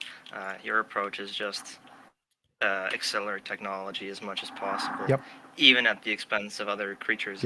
Well, I think advancing technology is useful. I think artificial intelligence is extremely useful for that. And I don't think we need this hyper-consumerism, hyper-resource extraction. Just, you can accelerate technology quickly enough to solve this goal without the damage you will do to the biodiversity, I think. Well, I think that my method entails the assumption that doing this is in line with human nature. So this consumerism ideology of taking advantage of other species is in line with human nature, so it's very easy to do. I don't have to make any changes to society to do this, whereas yours is going to take... Well, I'm radical. Right. Well, the question here is like, is your model feasible? I think no. I think like if we tried to implement your model, it would... Either we'd have to force people to do things... It is actually, I think the solution to this problem is education. Okay, we need to educate people about human nature, why it's actually pretty nasty, why our desires like consumerism, greed are very harmful. Why would that cause them to change? And that can, like, they don't care. Well, if they know the problem, if they know what's causing it, humans are Oh, very good at people know that McDonald's makes them fat. They do not stop going to McDonald's. People know that sugar makes them fat. They don't stop eating sugar. I think but they're just suppressing it. I mean, would they really go to McDonald's if they saw like autopsies of dead bodies? Like, obese people, I mean, they need shock therapy. They need to know the reality. I mean, what they see is just this nice, like, restaurant with pretty pictures and icons. And, you know, if McDonald's was solely just fast food and nothing else, would they really find it very desirable? I have no idea, maybe, but I definitely think that would be against human nature to try to impose those on everything that's bad. Well, you're a transhumanist, right? Shouldn't we try to modify human nature, like make it better? Yeah, with technology for consenting people, yeah. Also with psychology, I mean, that's much easier. Well, my part is the consenting people. So if they consent, like if McDonald's consents to you putting autopsies on their doors, I'm 100% for it. Go for it. McDonald's consent. Why is what about the consent of people not wanting to die, not wanting to get health problems? What do you mean consent of McDonald's? Why the fuck does that matter? So you asked, since I was for transhumanism, do I think that we should make humans better? I think yes, for consenting people, we should make humans better. If you consent to change, then yes, we should change you in whatever ways that you consent to change. If you do not consent to change, then it's immoral to force you to change. Yeah, well, I'm more of a hedonist, I guess. If not consenting to something that will make things better for everyone, then it doesn't matter if it's voluntary or not. Why should it? Maybe immoral. So like, you can like say we forced everyone. Does that make it moral? What? I mean, how is anything voluntary? Is what you want voluntary? I don't think so. I don't think we have free will. I don't think we have free will either. That's part's irrelevant. So consent isn't free will. Consent is just your conscious ability. Voluntary is free will, isn't it? No. What makes something voluntary then? It's your brain state acting in accordance to its nature, essentially. In accordance with what? It's nature, how it operates without any external forces, no cancer, no other things impeding it. So it's compatibilism defines free will.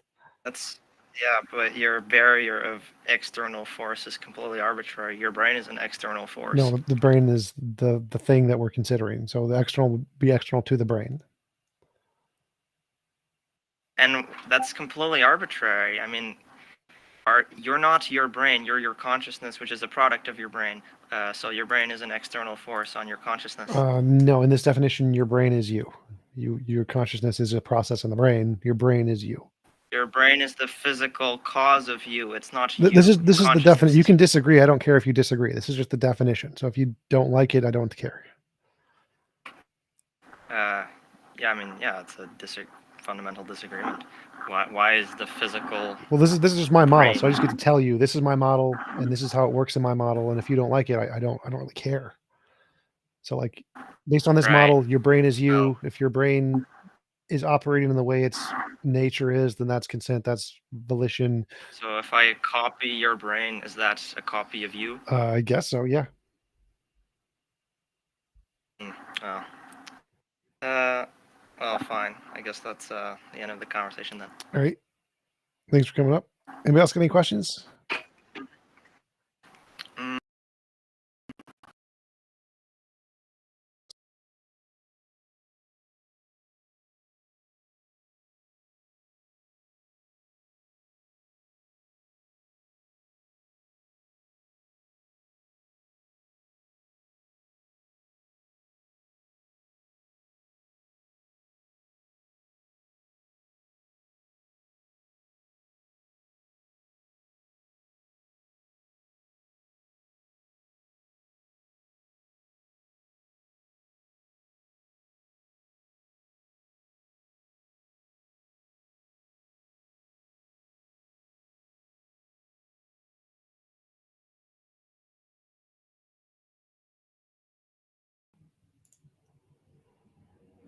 All right, I'm back.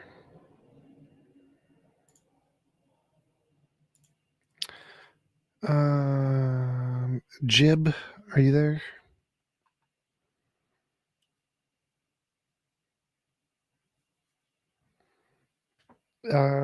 Somebody in the comments said there's no sound.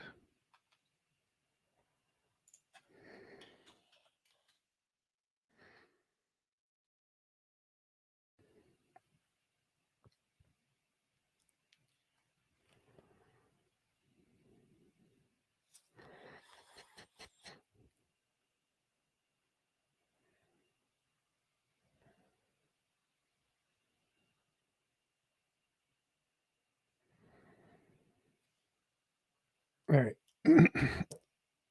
Anybody else in the Discord? Questions, comments, God, philosophy, morality, potatoes? I have a question. Sure. So, do you think like everything is interlinked and connected? Philosophy, religion, psychology, politics, economics. Do you see it as all like a web of connections? Sort of. They all exist in reality, so they're all connected in that way. But do they influence each other? Despite those connections, do they like influence each other? Sometimes. Like there are times where there was an economy and no religion. There are times where there was a religion and no economy. And so if they're separated by sufficiently large distances and cultures, then they don't influence each other. But they can, in many ways, influence one another. And anything that has a sufficient impact on society is going to want to be controlled. And so if anything else has a sufficient control over society, they're going to try to intermerge or intermingle the two groups to make them influence one another. Okay, like what would you say to those people that would bring up evidence about like the religious scriptures? Would you think they're all just like conjured and like they're all like fake, they're not real, they're all made up? Like what would you say about the Bible, about all the evidence in the verses? How would you like evoke those factors, like those points? Yeah, there isn't any evidence in any of them. Then none of them make any solid claims. The best is Hinduism. In Hinduism, the Bhagavad Gita or the Vedas, I don't remember which one, makes the prediction that the age of the earth is 4.3 billion years old. That's pretty close. It's 4.5. And that's the only one that's actually genuinely a prediction that could count as evidence for any of the religious texts. But so if it had like a lot of those, if one of the holy texts says DNA is a double helix, the world is 4.5 billion years old, the universe is 13.8 billion years old, Donald Trump will be president in whatever year. Like if it made a bunch of those predictions and got it right, that would be evidence of whichever holy text it was. But none of the holy texts do that. They all get it wrong most of the time. They're all vague and ambiguous, which means the predictions are false. So like a prediction that is ambiguous is the same as making an equivalent number of predictions for each different way it can be interpreted. So if I like say, there is a Bob standing in that direction, and I just point in that direction, well, that could be interpreted as any thousands of miles. And so if I test 10 feet, no Bob, that's wrong. Test 11 feet, no Bob, that's wrong. And so even if I do find a Bob in 1,000 miles, that's still 99% wrong predictions and not a correct prediction. So none of the holy texts have any accurate, successful, consistent predictions that would qualify as evidence other than like the 4.3 billion years of the Bhagavad Gita.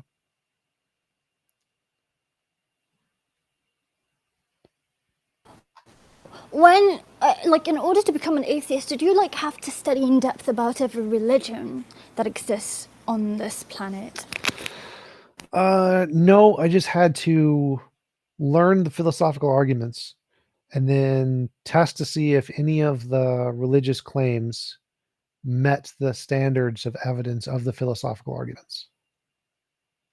So I can just say, what's the best evidence of Hinduism? And then look at that and say, well, does this meet the standard of evidence? No. Well, if everything's worse than this, well, then everything in Hinduism is worse and doesn't qualify.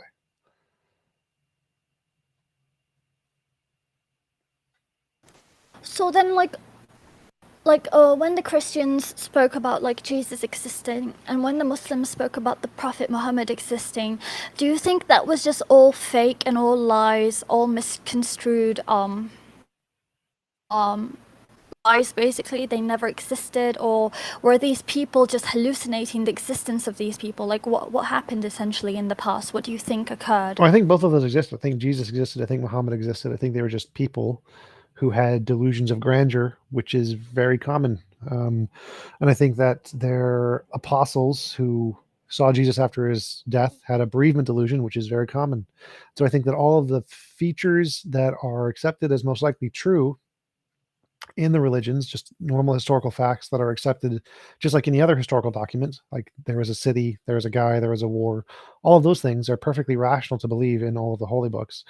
But when it comes to things that don't have a basis in reality, so magic, miracles, mythical creatures, the paranormal, supernatural, UFOs, those things aren't accepted in any historical documents, and for the same reason they wouldn't be accepted in religious documents. And so a religious document is just as good as most historical documents for saying there was a city there, this guy was alive, etc. But when it comes to miracles and magic, it is just as bad, and none of those are accepted for any historical documents.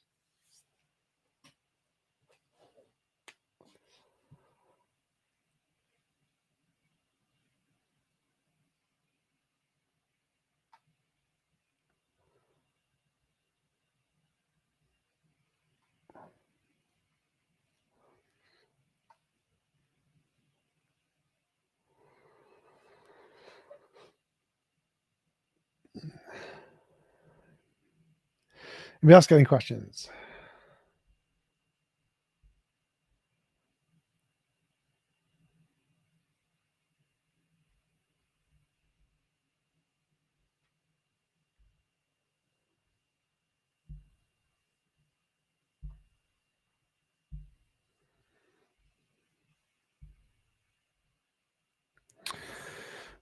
Questions, comments about philosophy, morality, epistemology, God, that kind of stuff?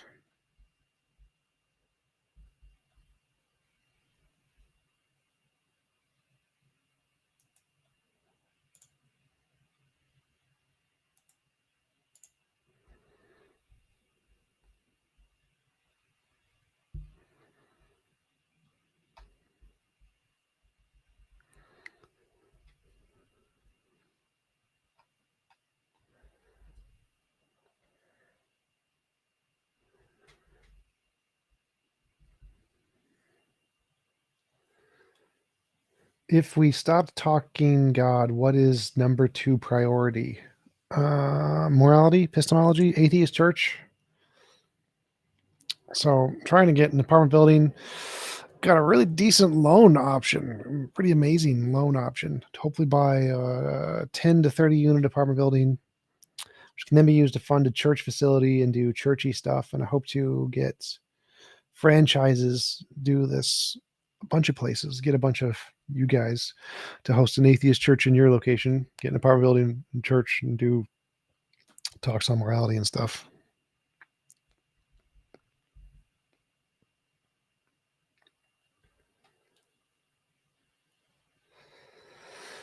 Hopefully in the next few weeks, I'll get the nonprofit status on YouTube and I can start doing fundraisers on YouTube. You guys can start doing fundraisers for the atheist church. That would be great. Whenever you do stream, do a fundraiser for the atheist church.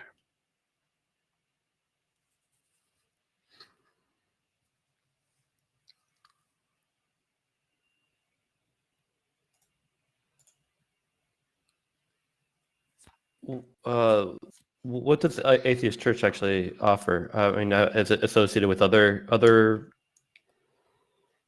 atheist churches? Is there like what is this one specific to you? Yeah, it's one specific to me. It's based on my model of morality. Okay. Maybe I should look up into your model of morality. I don't know. Sure. Is there, like, for a person that doesn't know, is there a quick like Cliff Note version of it? Objective morality exists. It's a law of physics we haven't discovered yet. The view is that any involuntary imposition of will is immoral, and our goal is to make the world the best of all possible worlds, which is a world with no or the least involuntary imposition of will as possible. To do that, and we should like make people's lives easier. Best way to do that, affordable housing. And so we're going to try to buy apartment buildings, get affordable housing, use that to fund churches, do conversations and normal churchy stuff on morality, and grow to provide affordable housing for as many people as possible and help for as many people as possible.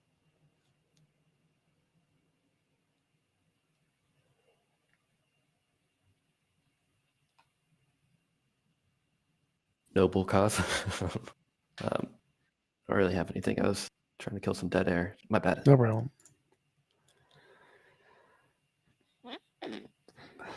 Can I be the accountant for this atheist church? The what? Can I be the accountant for the atheist church? Sure, if you raise enough money to help us buy a building and need an accountant. Yes, all part of the Ponzi process. Well, it's not a Ponzi scheme if it's an apartment building. It's not a Ponzi. Am I supposed to raise finances for being an accountant or being your employee? No, you're supposed to do that to show that you'd be worth having as an employee. This in no way resembles a pyramid scheme. All right, so if you're asking me for a job and I know nothing about you, you have to give you some kind of a test to see if you're good enough for the job. Well, that is true, but I believe is something that we all have to do at some level. Right? What's your opinion?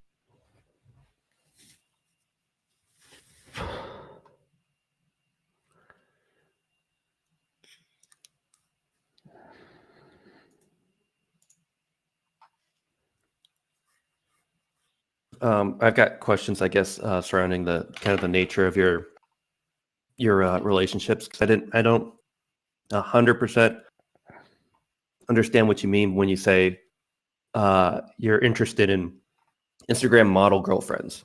Does that mean that you are you want in real IRL girlfriend? Yes. That happens to be a model on Instagram? More or less. Okay. It's like an attractiveness scale, more or less. It's just saying that level of attractive.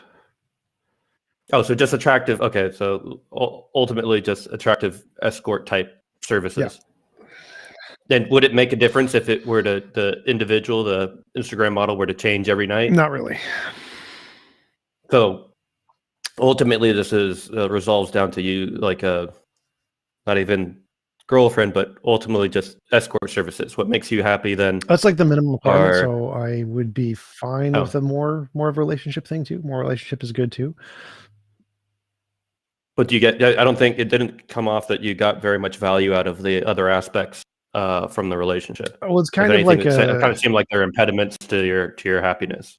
It's more like the minimum requirement for my happiness is a level of attractiveness, and then after I get the level of attractiveness, the other things are less important, but they can still be beneficial. So, like having someone who likes video games and anime is better than someone who is boring and doesn't have fun or whatever. And so there are personality aspects that can make relationships more enjoyable. But for me to not be severely depressed, I need to be with a very attractive woman, independent of the personality aspect. And then the personality aspect can make it more fun above that level. Okay. But yeah, so you wouldn't mind if it were, but there's not like a sense of permanence between the things. Like you don't mind if all that you worked for in that particular relationship dissolved because, like it was ultimately those things weren't particularly necessary for you. I don't know what the question is. It's just such a kind of foreign concept to me. It's like, so if I have major depression, suicidally depressed, and then I'm with a really attractive woman, I'm not depressed. And then, so that's like happiness more or less, or from my perspective, the minimum requirement of happiness. And then after that, I can become more happy depending on the quality of the relationship. But do you like order your actions to that end? I don't know what that means. Oh, like okay, so the goal, right? The end, one of the goals would be to be with a Instagram model. Like how much of your activities are ordered to achieving that goal? When I don't have one, like all of them, that is the goal.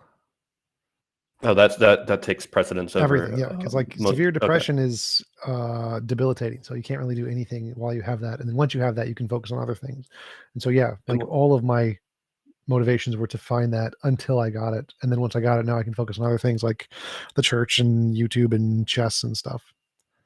That's I mean, but we're all familiar with depression being like kind of disorder, or like a disorder insofar as that, like if it gets to the point where it affects your daily operations and stuff. I mean, that's usually what you can be obsessive up until a point without it qualifying as a disorder, or you can be compulsive Yeah, I up to a was point before formally qualified as a diagnosed with disorder. major depressive disorder. Major depressive disorder. Okay. But like you don't you don't find that this being your kind of key to happiness a disorder in and of itself, like I don't know what the psychological events that are, or the psychological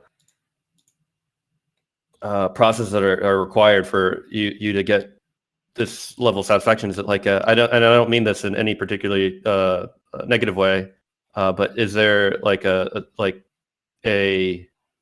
inferiority issue? Why autism. the So particularly I was attractive diagnosed one? with high functioning autism. People with autism have a special interest, and that special interest is everything to them, and it's pretty much random what the special interest is. Trains, grass, astrology, astronomy, religion. It's random. It's all kinds of things. For me, it just happens to be being with really attractive women. What do you and the sugar ladies end up like talking about? What's like the general type of date outline? Because these are women for like pay. But yeah, it's like that's the backup thing. So I don't do you get like a reward? Do you get more reward if it weren't for pay? Like, do you feel like there would probably? be? Yeah. Do you feel that? Sounds, okay. Yeah. Well, I mean, like ultimate like accomplishment is like overcoming particular types of obstacles, right? And like Yeah, there's accomplishment a sense of reward isn't from accomplishment. as relevant to me though. So again, the autism, it's not about those kinds of things. It's just a special interest. So special interest is when you're doing or in the process of doing the special interest, you're happy. When you're not, you're not. It has nothing to do with accomplishment or satisfaction or aggrandizement. It's just for autism, when you're doing the special interest, you're happy. And when you're not happy. Crazy. That's so different from the way that I operate. I can't even I can't empathize. I don't know. Oh, that's wild. And what about like what other types of relationships in your life and stuff? Are those? Do you have? Do you assign much value to them, or does it make a difference if it's like maybe attractive men that you're around? No difference. Does it? No difference. So like, you want to be around more attractive people generally. They make no impact on my emotional state whatsoever. The attractiveness of men, and same with friends and family. No impact.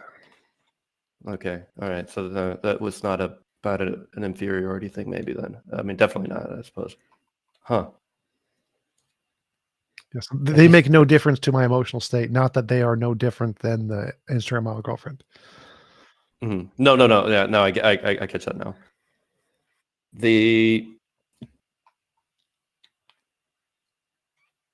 That's your little reward mechanism then. Yep. That's how autism and special interest works. You get one thing, and that one thing is your all emotion stuff.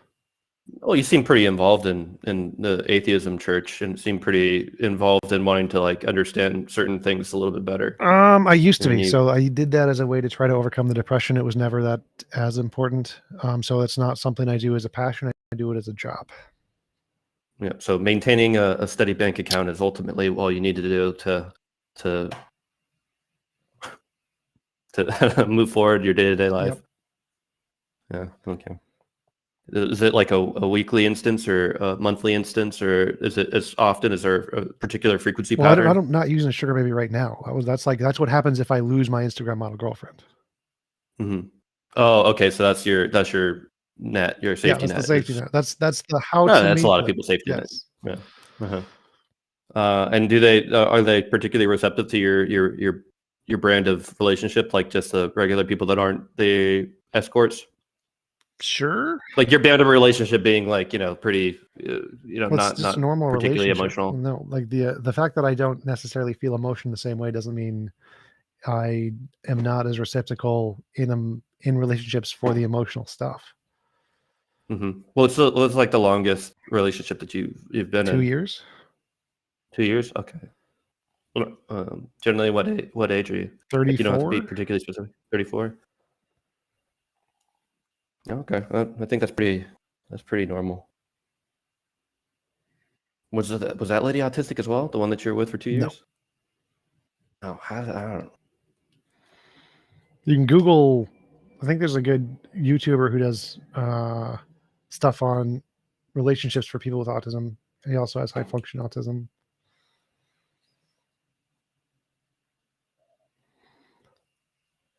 Okay. Well, that's enlightening. I didn't realize that was a. I didn't realize people thought that way. That's crazy. That's wild. All right. Thank you. Yep.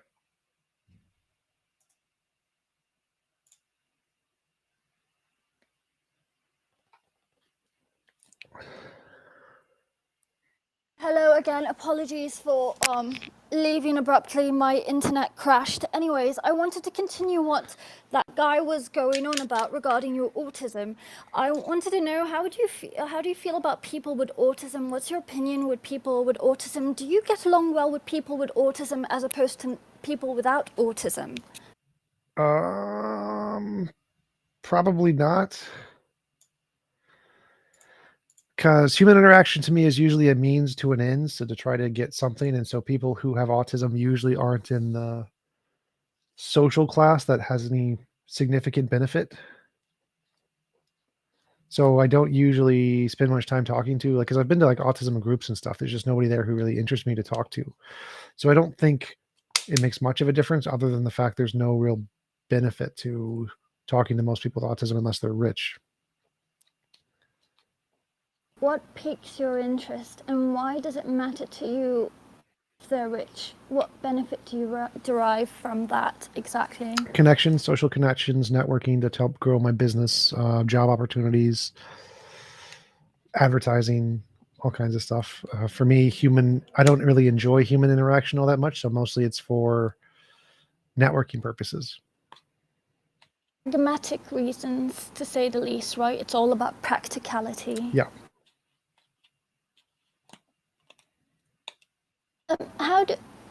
Despite you having autism, how would you rate your like social skills level? Probably high, above average, highly above average. Most. What did you do? Oh, sorry for interrupting. Yeah, go on. Mostly because I had to learn how to do it, how to fake it in order to do a YouTube channel, do debates and interviews, and be good at networking. So I had to learn how to fake it to become good at it.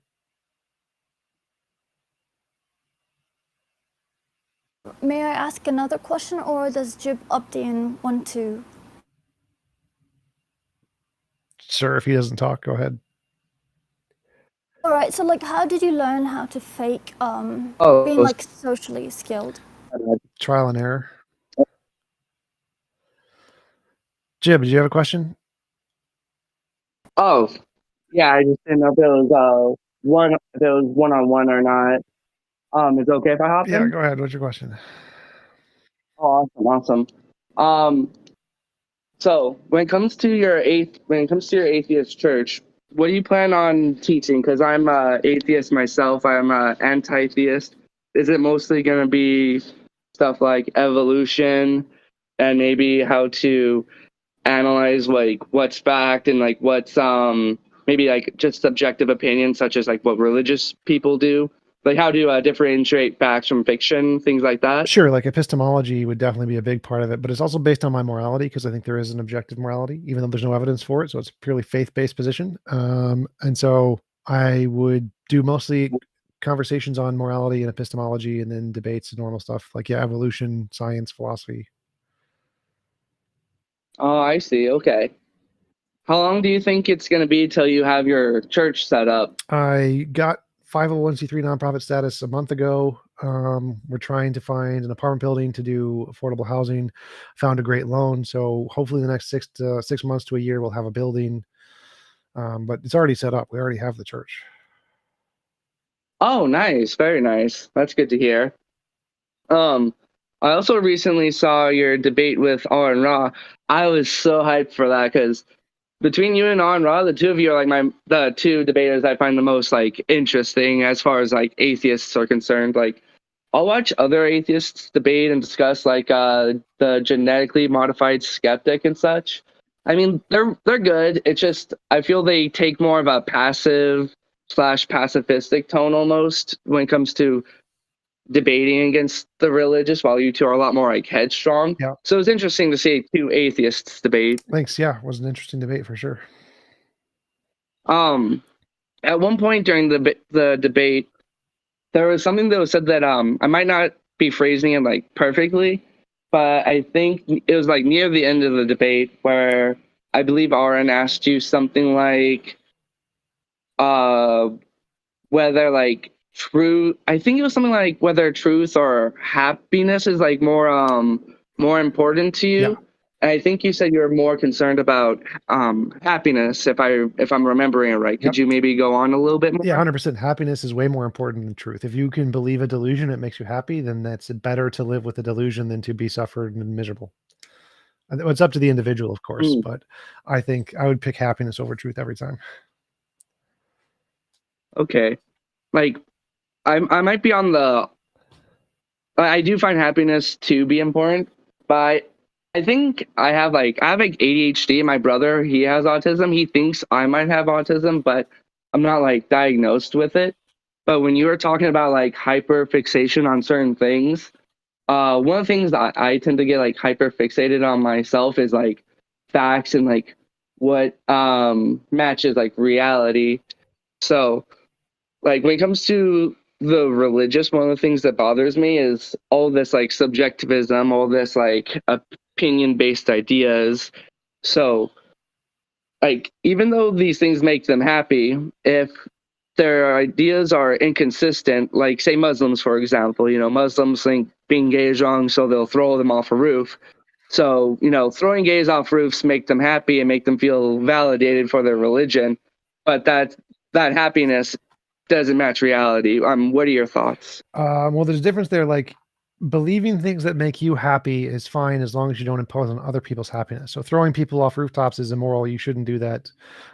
What you believe, I don't care about. So I don't care what anyone believes as long as they aren't imposing anything on other people without their consent. So if the only thing we're talking about is, do your beliefs make you happy, whether or not they correspond to truth, then you should choose happiness over truth. If you're imposing on other people's happiness, then there's more to consider. That's like, it's immoral to do that. So don't do that. Okay. Let me see. There's some more things I wanted to say. I'm just a little spacey right now. I had a flu for the past couple days. Oh, right. Is it all right if I ask you more in terms of the supermodel girlfriend topic? If that's like too personal, I could just talk about something else. Sure. Oh, okay.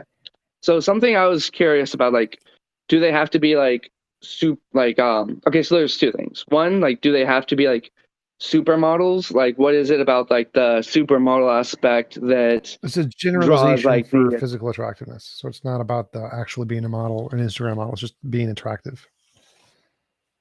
Oh, okay, that makes sense. I mean, yeah, that makes sense. I mean, everyone wants to date an attractive person, really.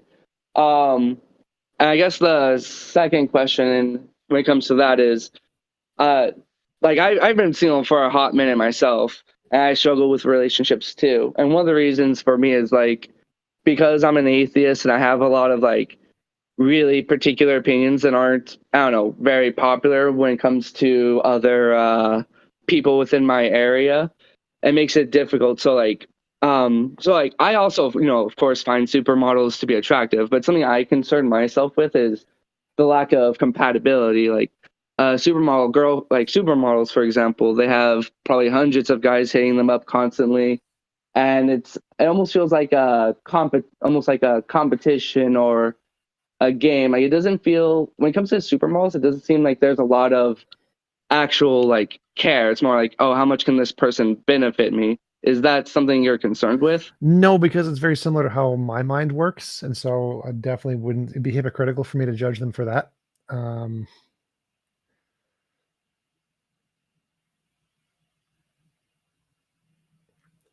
And from the emotional side, I'm not as emotionally receptive to the emotional side. I don't really care if we agree on things or not. It doesn't make a difference to me. Compatibility isn't as big of an issue.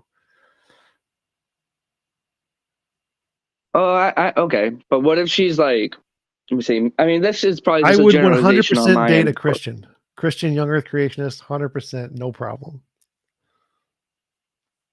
Oh yeah, okay. I mean, yeah, that could be interesting because then, at least there'd always be a topic for the two of you to discuss, right?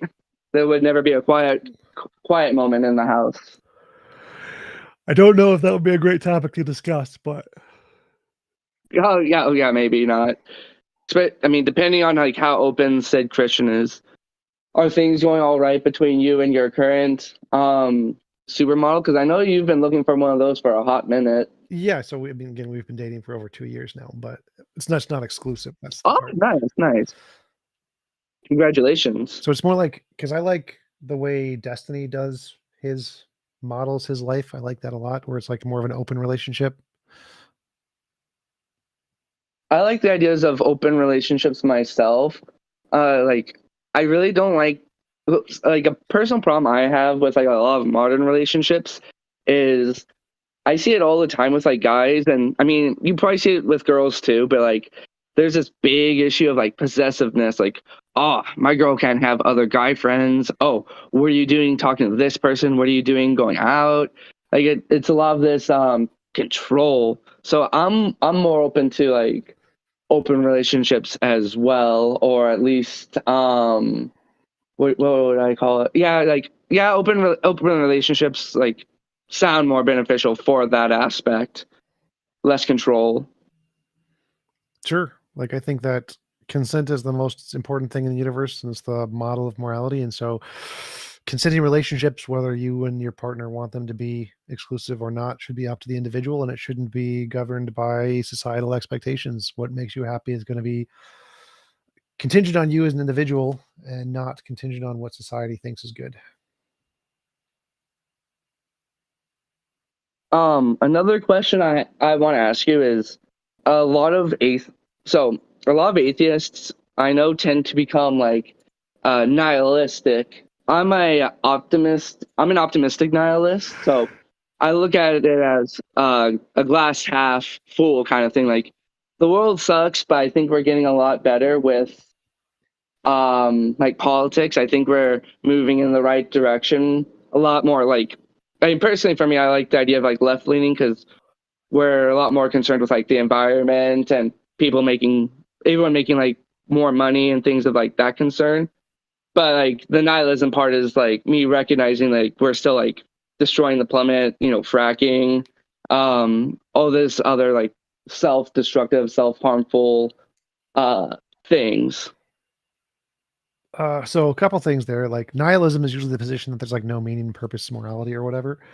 And while most cultural atheists are nihilists and reject morality and purpose and meaning, most academic philosophers are atheists, but they accept objective meaning, purpose, and value and morality. So like most atheist philosophers are moral realists, objective morality. I think that the world is definitely getting better, continues to get better, and will continue to get better as long as technologically we grow. And I think that we don't really have to worry about much on the rest of the front. Like, politics, I think, is stupid. I think politicians are idiots and they're a waste of time. But once we get AI, and AI can solve the problems better than humans do, we'll just let it take over and do the things that humans are bad at. And so I think that once we get AI and further technology to really solve the problems in the world, we don't really have to worry about politics as much.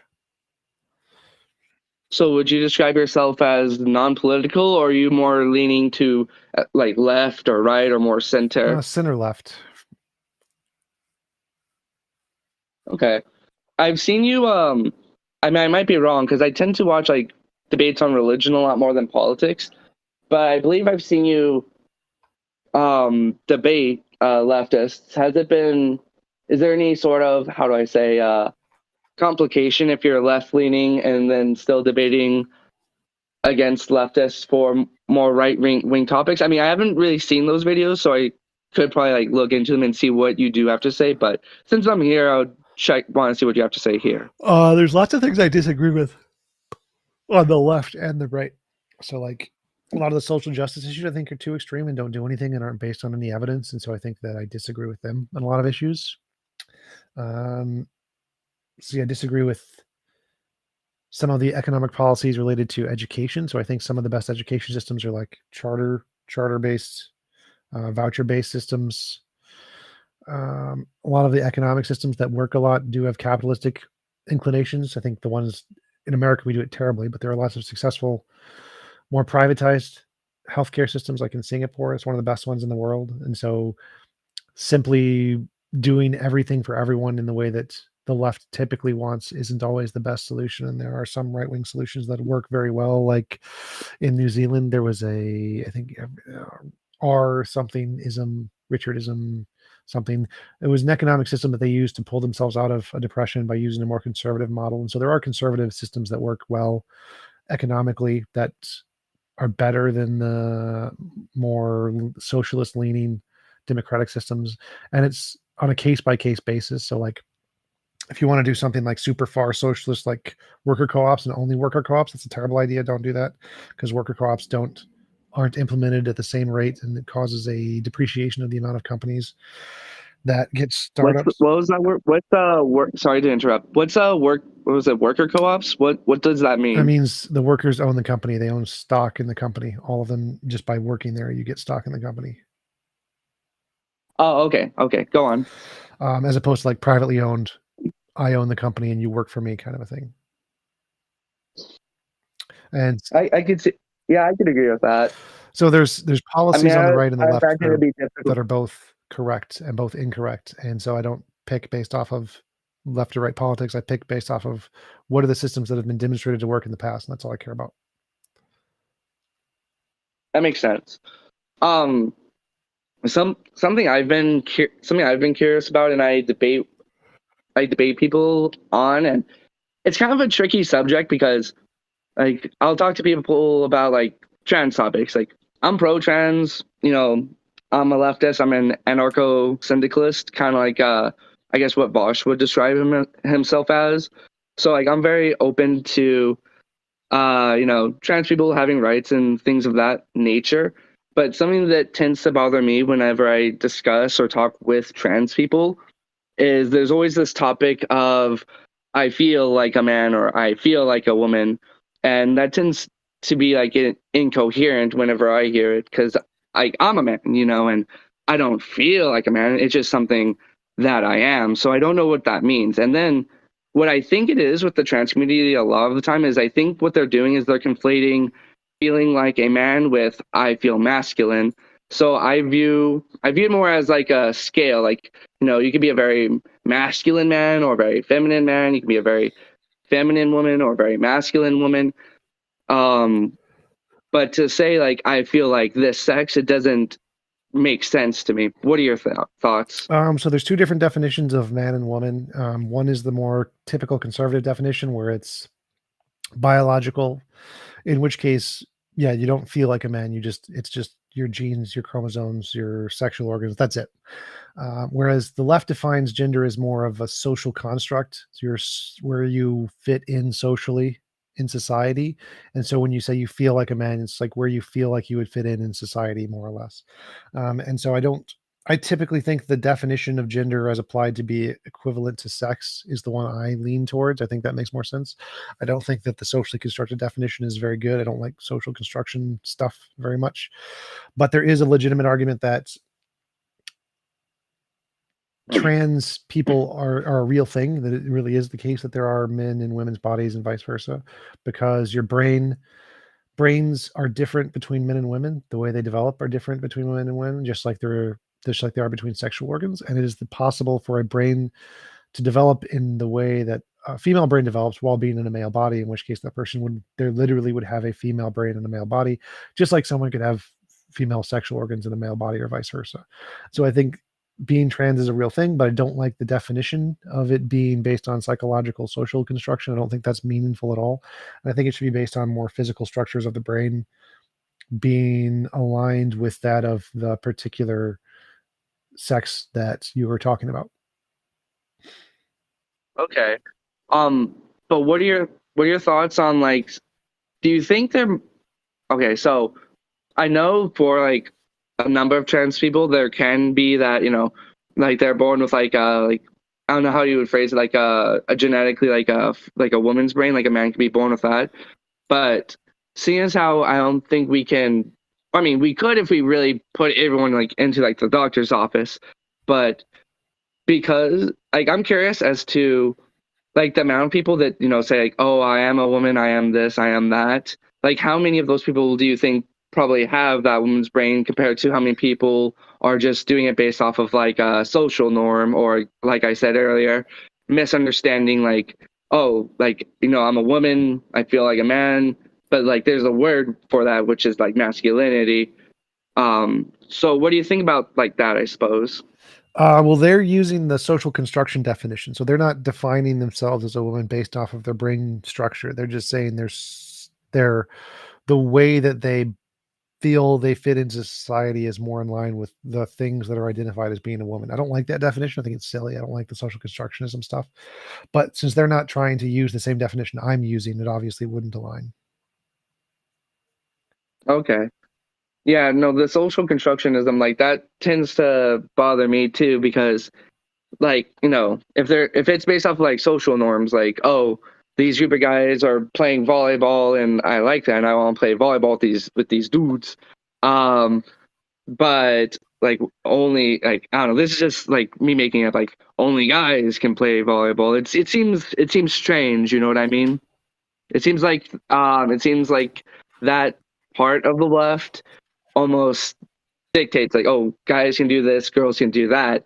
So for me to identify as like another sex means I can now do these things when you can already do them with the sex you're born into.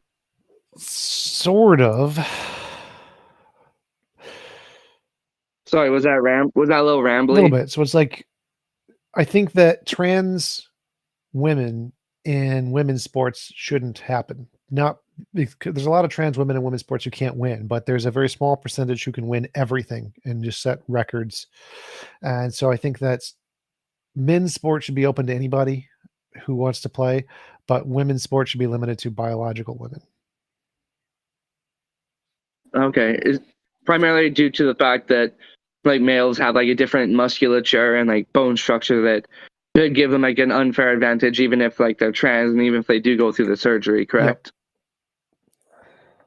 Yeah, no, that's something I agree with too. And like, it's tricky because I'll talk to other women about it, and like half the time they're like, oh, you know, like, yes, girl, you know, get it, you know, do what you got to do. But then the other half of the time, like sometimes I'll talk to women and they'll have this interpretation of where it's like, you know, us as women, we already don't have a lot going on, you know, like as far as like sports and this and that, and to have like men kind of come in and take over, it almost feels like, I don't know, like they're stealing their thunder, like they're stealing genetically born women's like thunder and like taking over what they can do almost. Yeah, I think that women's sports is a classification that is limited to a specific group of individuals who doesn't have the same physical capabilities as a different group, which is the whole point of women's sports. It's the reason we don't let men compete is because it would defeat the purpose. There would be no women in it involved. And so if a large enough percentage of men became trans women, it would have the same effect where there would be no women in women's sports anymore. It would be just trans men. Okay, that makes sense. Yeah, no, I agree with that, because then there would just be like 1 second. Like one thing I've heard, like I don't pay too much attention to sports, but like I did hear about like some guy who was like, I don't know, really bad at, I can't remember what it was, like maybe it was running or swimming. Like, I mean, he was okay. He would get like bronze and shit. Like, yeah, he would do okay, but like college swimming, he was rated 400th in men's and got first in women's. Yeah, exactly. So it almost feels like it sounds a little messed up. And I'm not going to say this is the case for all of them, of course, because I'm not going to generalize. But it almost seems like easy mode for a lot of these, you know, trans women, you know. Oh, man, I'm not doing it in the guys' sports. Might as well easy mode right here. I don't think any of them specifically, or there might be like one that actually had the motivation of specifically transitioning for that purpose, but I don't think so. I don't think that was ever their motivation for transitioning. Oh, I don't mean to say that like that was their main motivation, but like after transitioning, it might have been like an afterthought, like, oh, I'm a woman now, and oh, this seems like it'd be a lot easier because I still have like a biological advantage. Well, I think anybody would think that, like if you went to a new group, like if either of us moved to some poor place in Mexico, we'd be like, we're really rich, we can go buy the mansion now. Like, yeah, we're doing it. Like, so yeah, if you ever get an advantage, it's just natural human psychology to try to take advantage of that to further your own goals. So is it transgender people are able to go into these women's sports as well, or is it like just the transsexuals? Like, do you have to go through the like, whole surgery and everything? It depends on the sport. That's up to the people who write the rules for the sport. I have no idea. Oh, okay, that's fair. That's just something I was curious about. Let's see.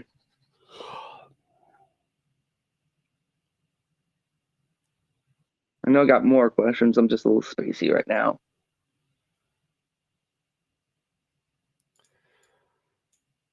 Well, maybe that's all I have for now. But it was good talking to you. Yep, me too. All right, you have yourself a good one, guy. Yep. Anybody else got any questions? I got about 8 minutes left. May I ask if no one's going to ask? Sure. So you spoke about like social construct relating to the definition of like trans women, right, on the left? Yep. How about like race? How do you see race? Do you also view that as like a social construct rather than a biological reality? Probably not. I think that's more of an actual biological thing. I think that there's clearly differences. I think that the definition of race is more of a gray area, like everything in biology is. There's 26 different definitions of species because there's everything in biology is like a spectrum. But I definitely think there's clear differences between races. I just think it's not as cut and dry as black and white and Asian. I don't think those are things. But there are echoclines, and echoclines do translate to something close to races if you can generate the echoclines to groups. And so I think that their races are a real thing that are more technically referred to as echoclines in biology. But it's just not the same as like black and white kind of a thing.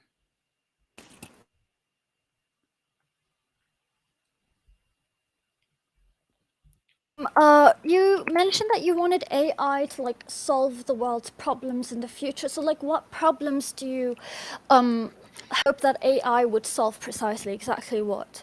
Merging human bodies with machines to make our lives better, being able to make impossible foods and print foods that taste good, solving politics and job problems, being able to do all of the manual labor for us, fixing streets and congestion issues, solving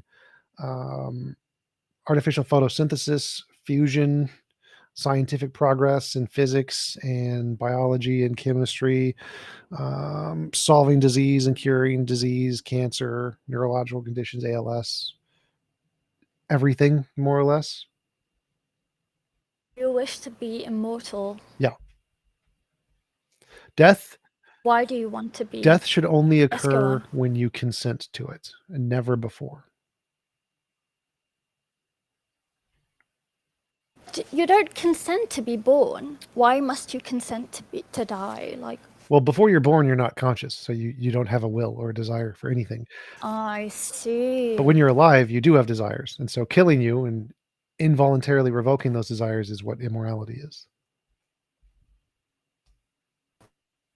What do you believe happens after death? Absolutely nothing. You turn into just ashes and dust. Most likely, but it is equally as possible that there is an afterlife in naturalism as there is in theism. So there could be an afterlife. You could just wake up in an isekai situation, and that would be awesome. But the evidence we only have evidence that you essentially just become dust. Why do you want to achieve immortality? Because I want to continue to achieve things and try to make progress in the world. Well, your objective is to also like change the world as well. You also want to revolutionize the world, or do you want to be there to witness the world revolutionizing and changing for the very better? Both. I think from a moral standpoint, it doesn't matter whether I'm there, but from a selfish standpoint, I would enjoy trying to change the world and playing it like a video game. So that's why I personally want to be immortal. How do you believe you'll be able to like chip in and chime in towards evolving this world, towards like changing this world for the very better? Like, what do you propose you could do potentially to achieve that? I started an atheist church religion based on my model of morality, and we are working to buy an apartment building to provide affordable housing, and then also have a church facility to promote my model of morality to move the world better towards this better world. That's the goal. Where is this church stationed or located in? Minnesota, where I live. How many members do you have so far? How much is your crew? Like, how many members? I think like 50. How many members do you hope to accumulate? 100 billion. Infinite, as much as you can. The more the merrier, to say the least.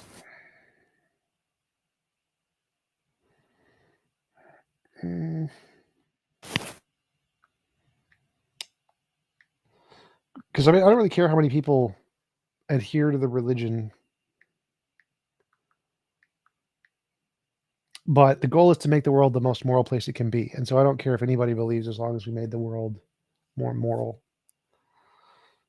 How and where do you derive your moral principles from exactly? Looking at the patterns in moral progress, moral intuition, philosophical dilemmas, and problems within philosophy, like the Izzat problem, those kinds of things, and trying to find a model that best explains the data.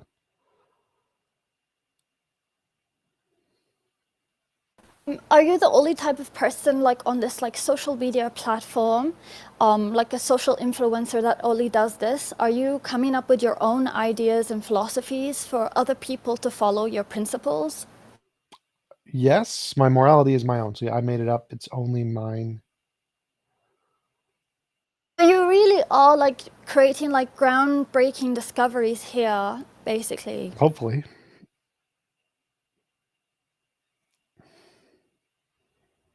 How confident are you in yourself in achieving your ambitions? I don't know. It's more like, again, automated. So I do it because it's my goal, not because I necessarily have confidence in I'm going to achieve it. So it's like, I mean, I guess I'm probably pretty confident in the small term goals because I'm already most of the way there. But I like the world domination thing. I don't know. That one's I don't know what my confidence level is on that one. I'm going to go for it anyway, though. Do you ever doubt yourself? I guess. I don't know what that means exactly. Like you question your actions. You're not too optimistic on what you're trying to pursue or accomplish. I guess I don't have any. I don't have any doubts on what I'm trying to pursue because all the evidence supports it. Like 90% of the millionaires in the U.S. are from real estate. So going into real estate is a smart decision. So I don't really have any doubts there. Again, morality and religion also very successful. So I don't have any doubts there. Like most of my decisions are based on what has been proven to work in the past, what has the most probability of working, and takes me not having to kill myself at a job or whatever. So I don't really have much doubts on my choices or decisions in that regard. Do you think our generation in this era, we will be able to achieve immortality? Do you believe you will be able to access immortality within your lifespan? Possibly. It's going to be definitely most likely within the next 200 years. So within the next 50 years, we'll probably know. Probably no, but you won't access it though, right? Well, in the next 50 years, we will know if we will be able to access it within my lifetime. How long do you want to live for? Until I get bored. Do you think you'll ever get bored? Don't know.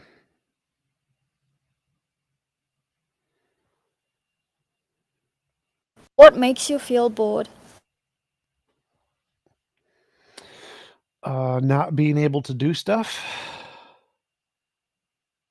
Stuff do you want to do essentially, primarily? It changes. Isekai, video games, anime, Instagram models. Those are the top of my list right now, but it changes. Do you like change? Do you view change as a good or a bad thing? Neither. Could be either one. Depends on what you care about. Why did you find politicians stupid? Don't they run the world and control everything? They are literally stupid. Like it's the easiest thing in the world to be a politician. Like, look at what the other countries are doing, find the things that have been proven to work, copy it. That's all you have to do. Like, there are literally tons and tons of people all over the world trying all the things you want to do. Find the one that works the best, copy it, you're done. But they never do that. Never, ever. Like, what do you mean? What does like stupidity entail as like a politician? Could you further elaborate and expand upon that? Not doing the thing that is objectively, demonstrably the best for your constituents. So, like, here's one. The Senate, in the Senate, there's a poll of the percentage chance of a bill being passed. If the public has a 0% interest in the bill and you put it into the Senate and Congress, it has a 30% chance of being passed. If the public has a like 80-90% consensus that they want it passed, it has a 31% chance of getting passed in Congress.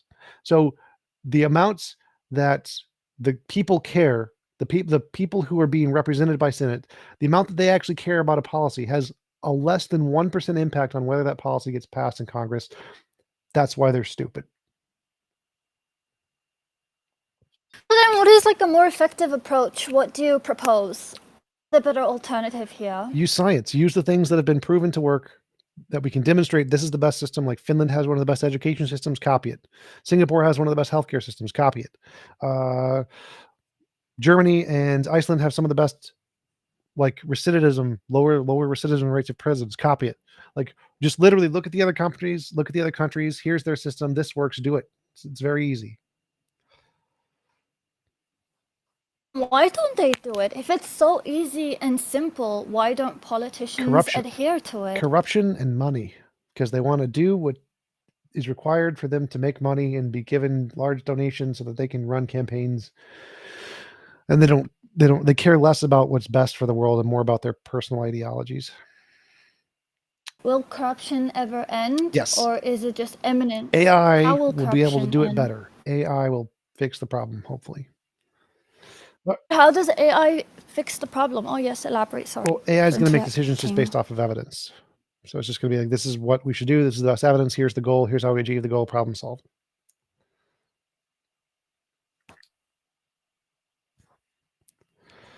Where did you like get this idea from about AI resolving world's problems? Did you just come up with it by yourself or consumed media about it? That is the effect technology has always had. That's the goal. That's the purpose of AI. That's why people are trying to invent it.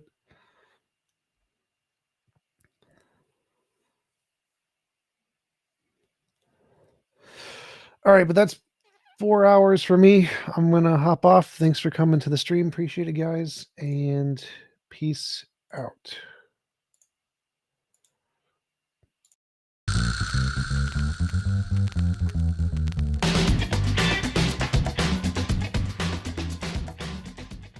Hey guys, just wanted to give you an update. The dumbasses at YouTube still have not given me back my monetization because my debates were uploaded on other channels first. So even though they're of me with my content that I own, they're reused content. And under that policy, your entire channel gets demonetized if you're using reused content. So YouTube are dumbasses. Please support me here at my PayPal link, bit.ly/TomJump. It's case sensitive, so capital T, capital J. If you can, I'd really appreciate your support to make up for the idiots at YouTube. Thanks.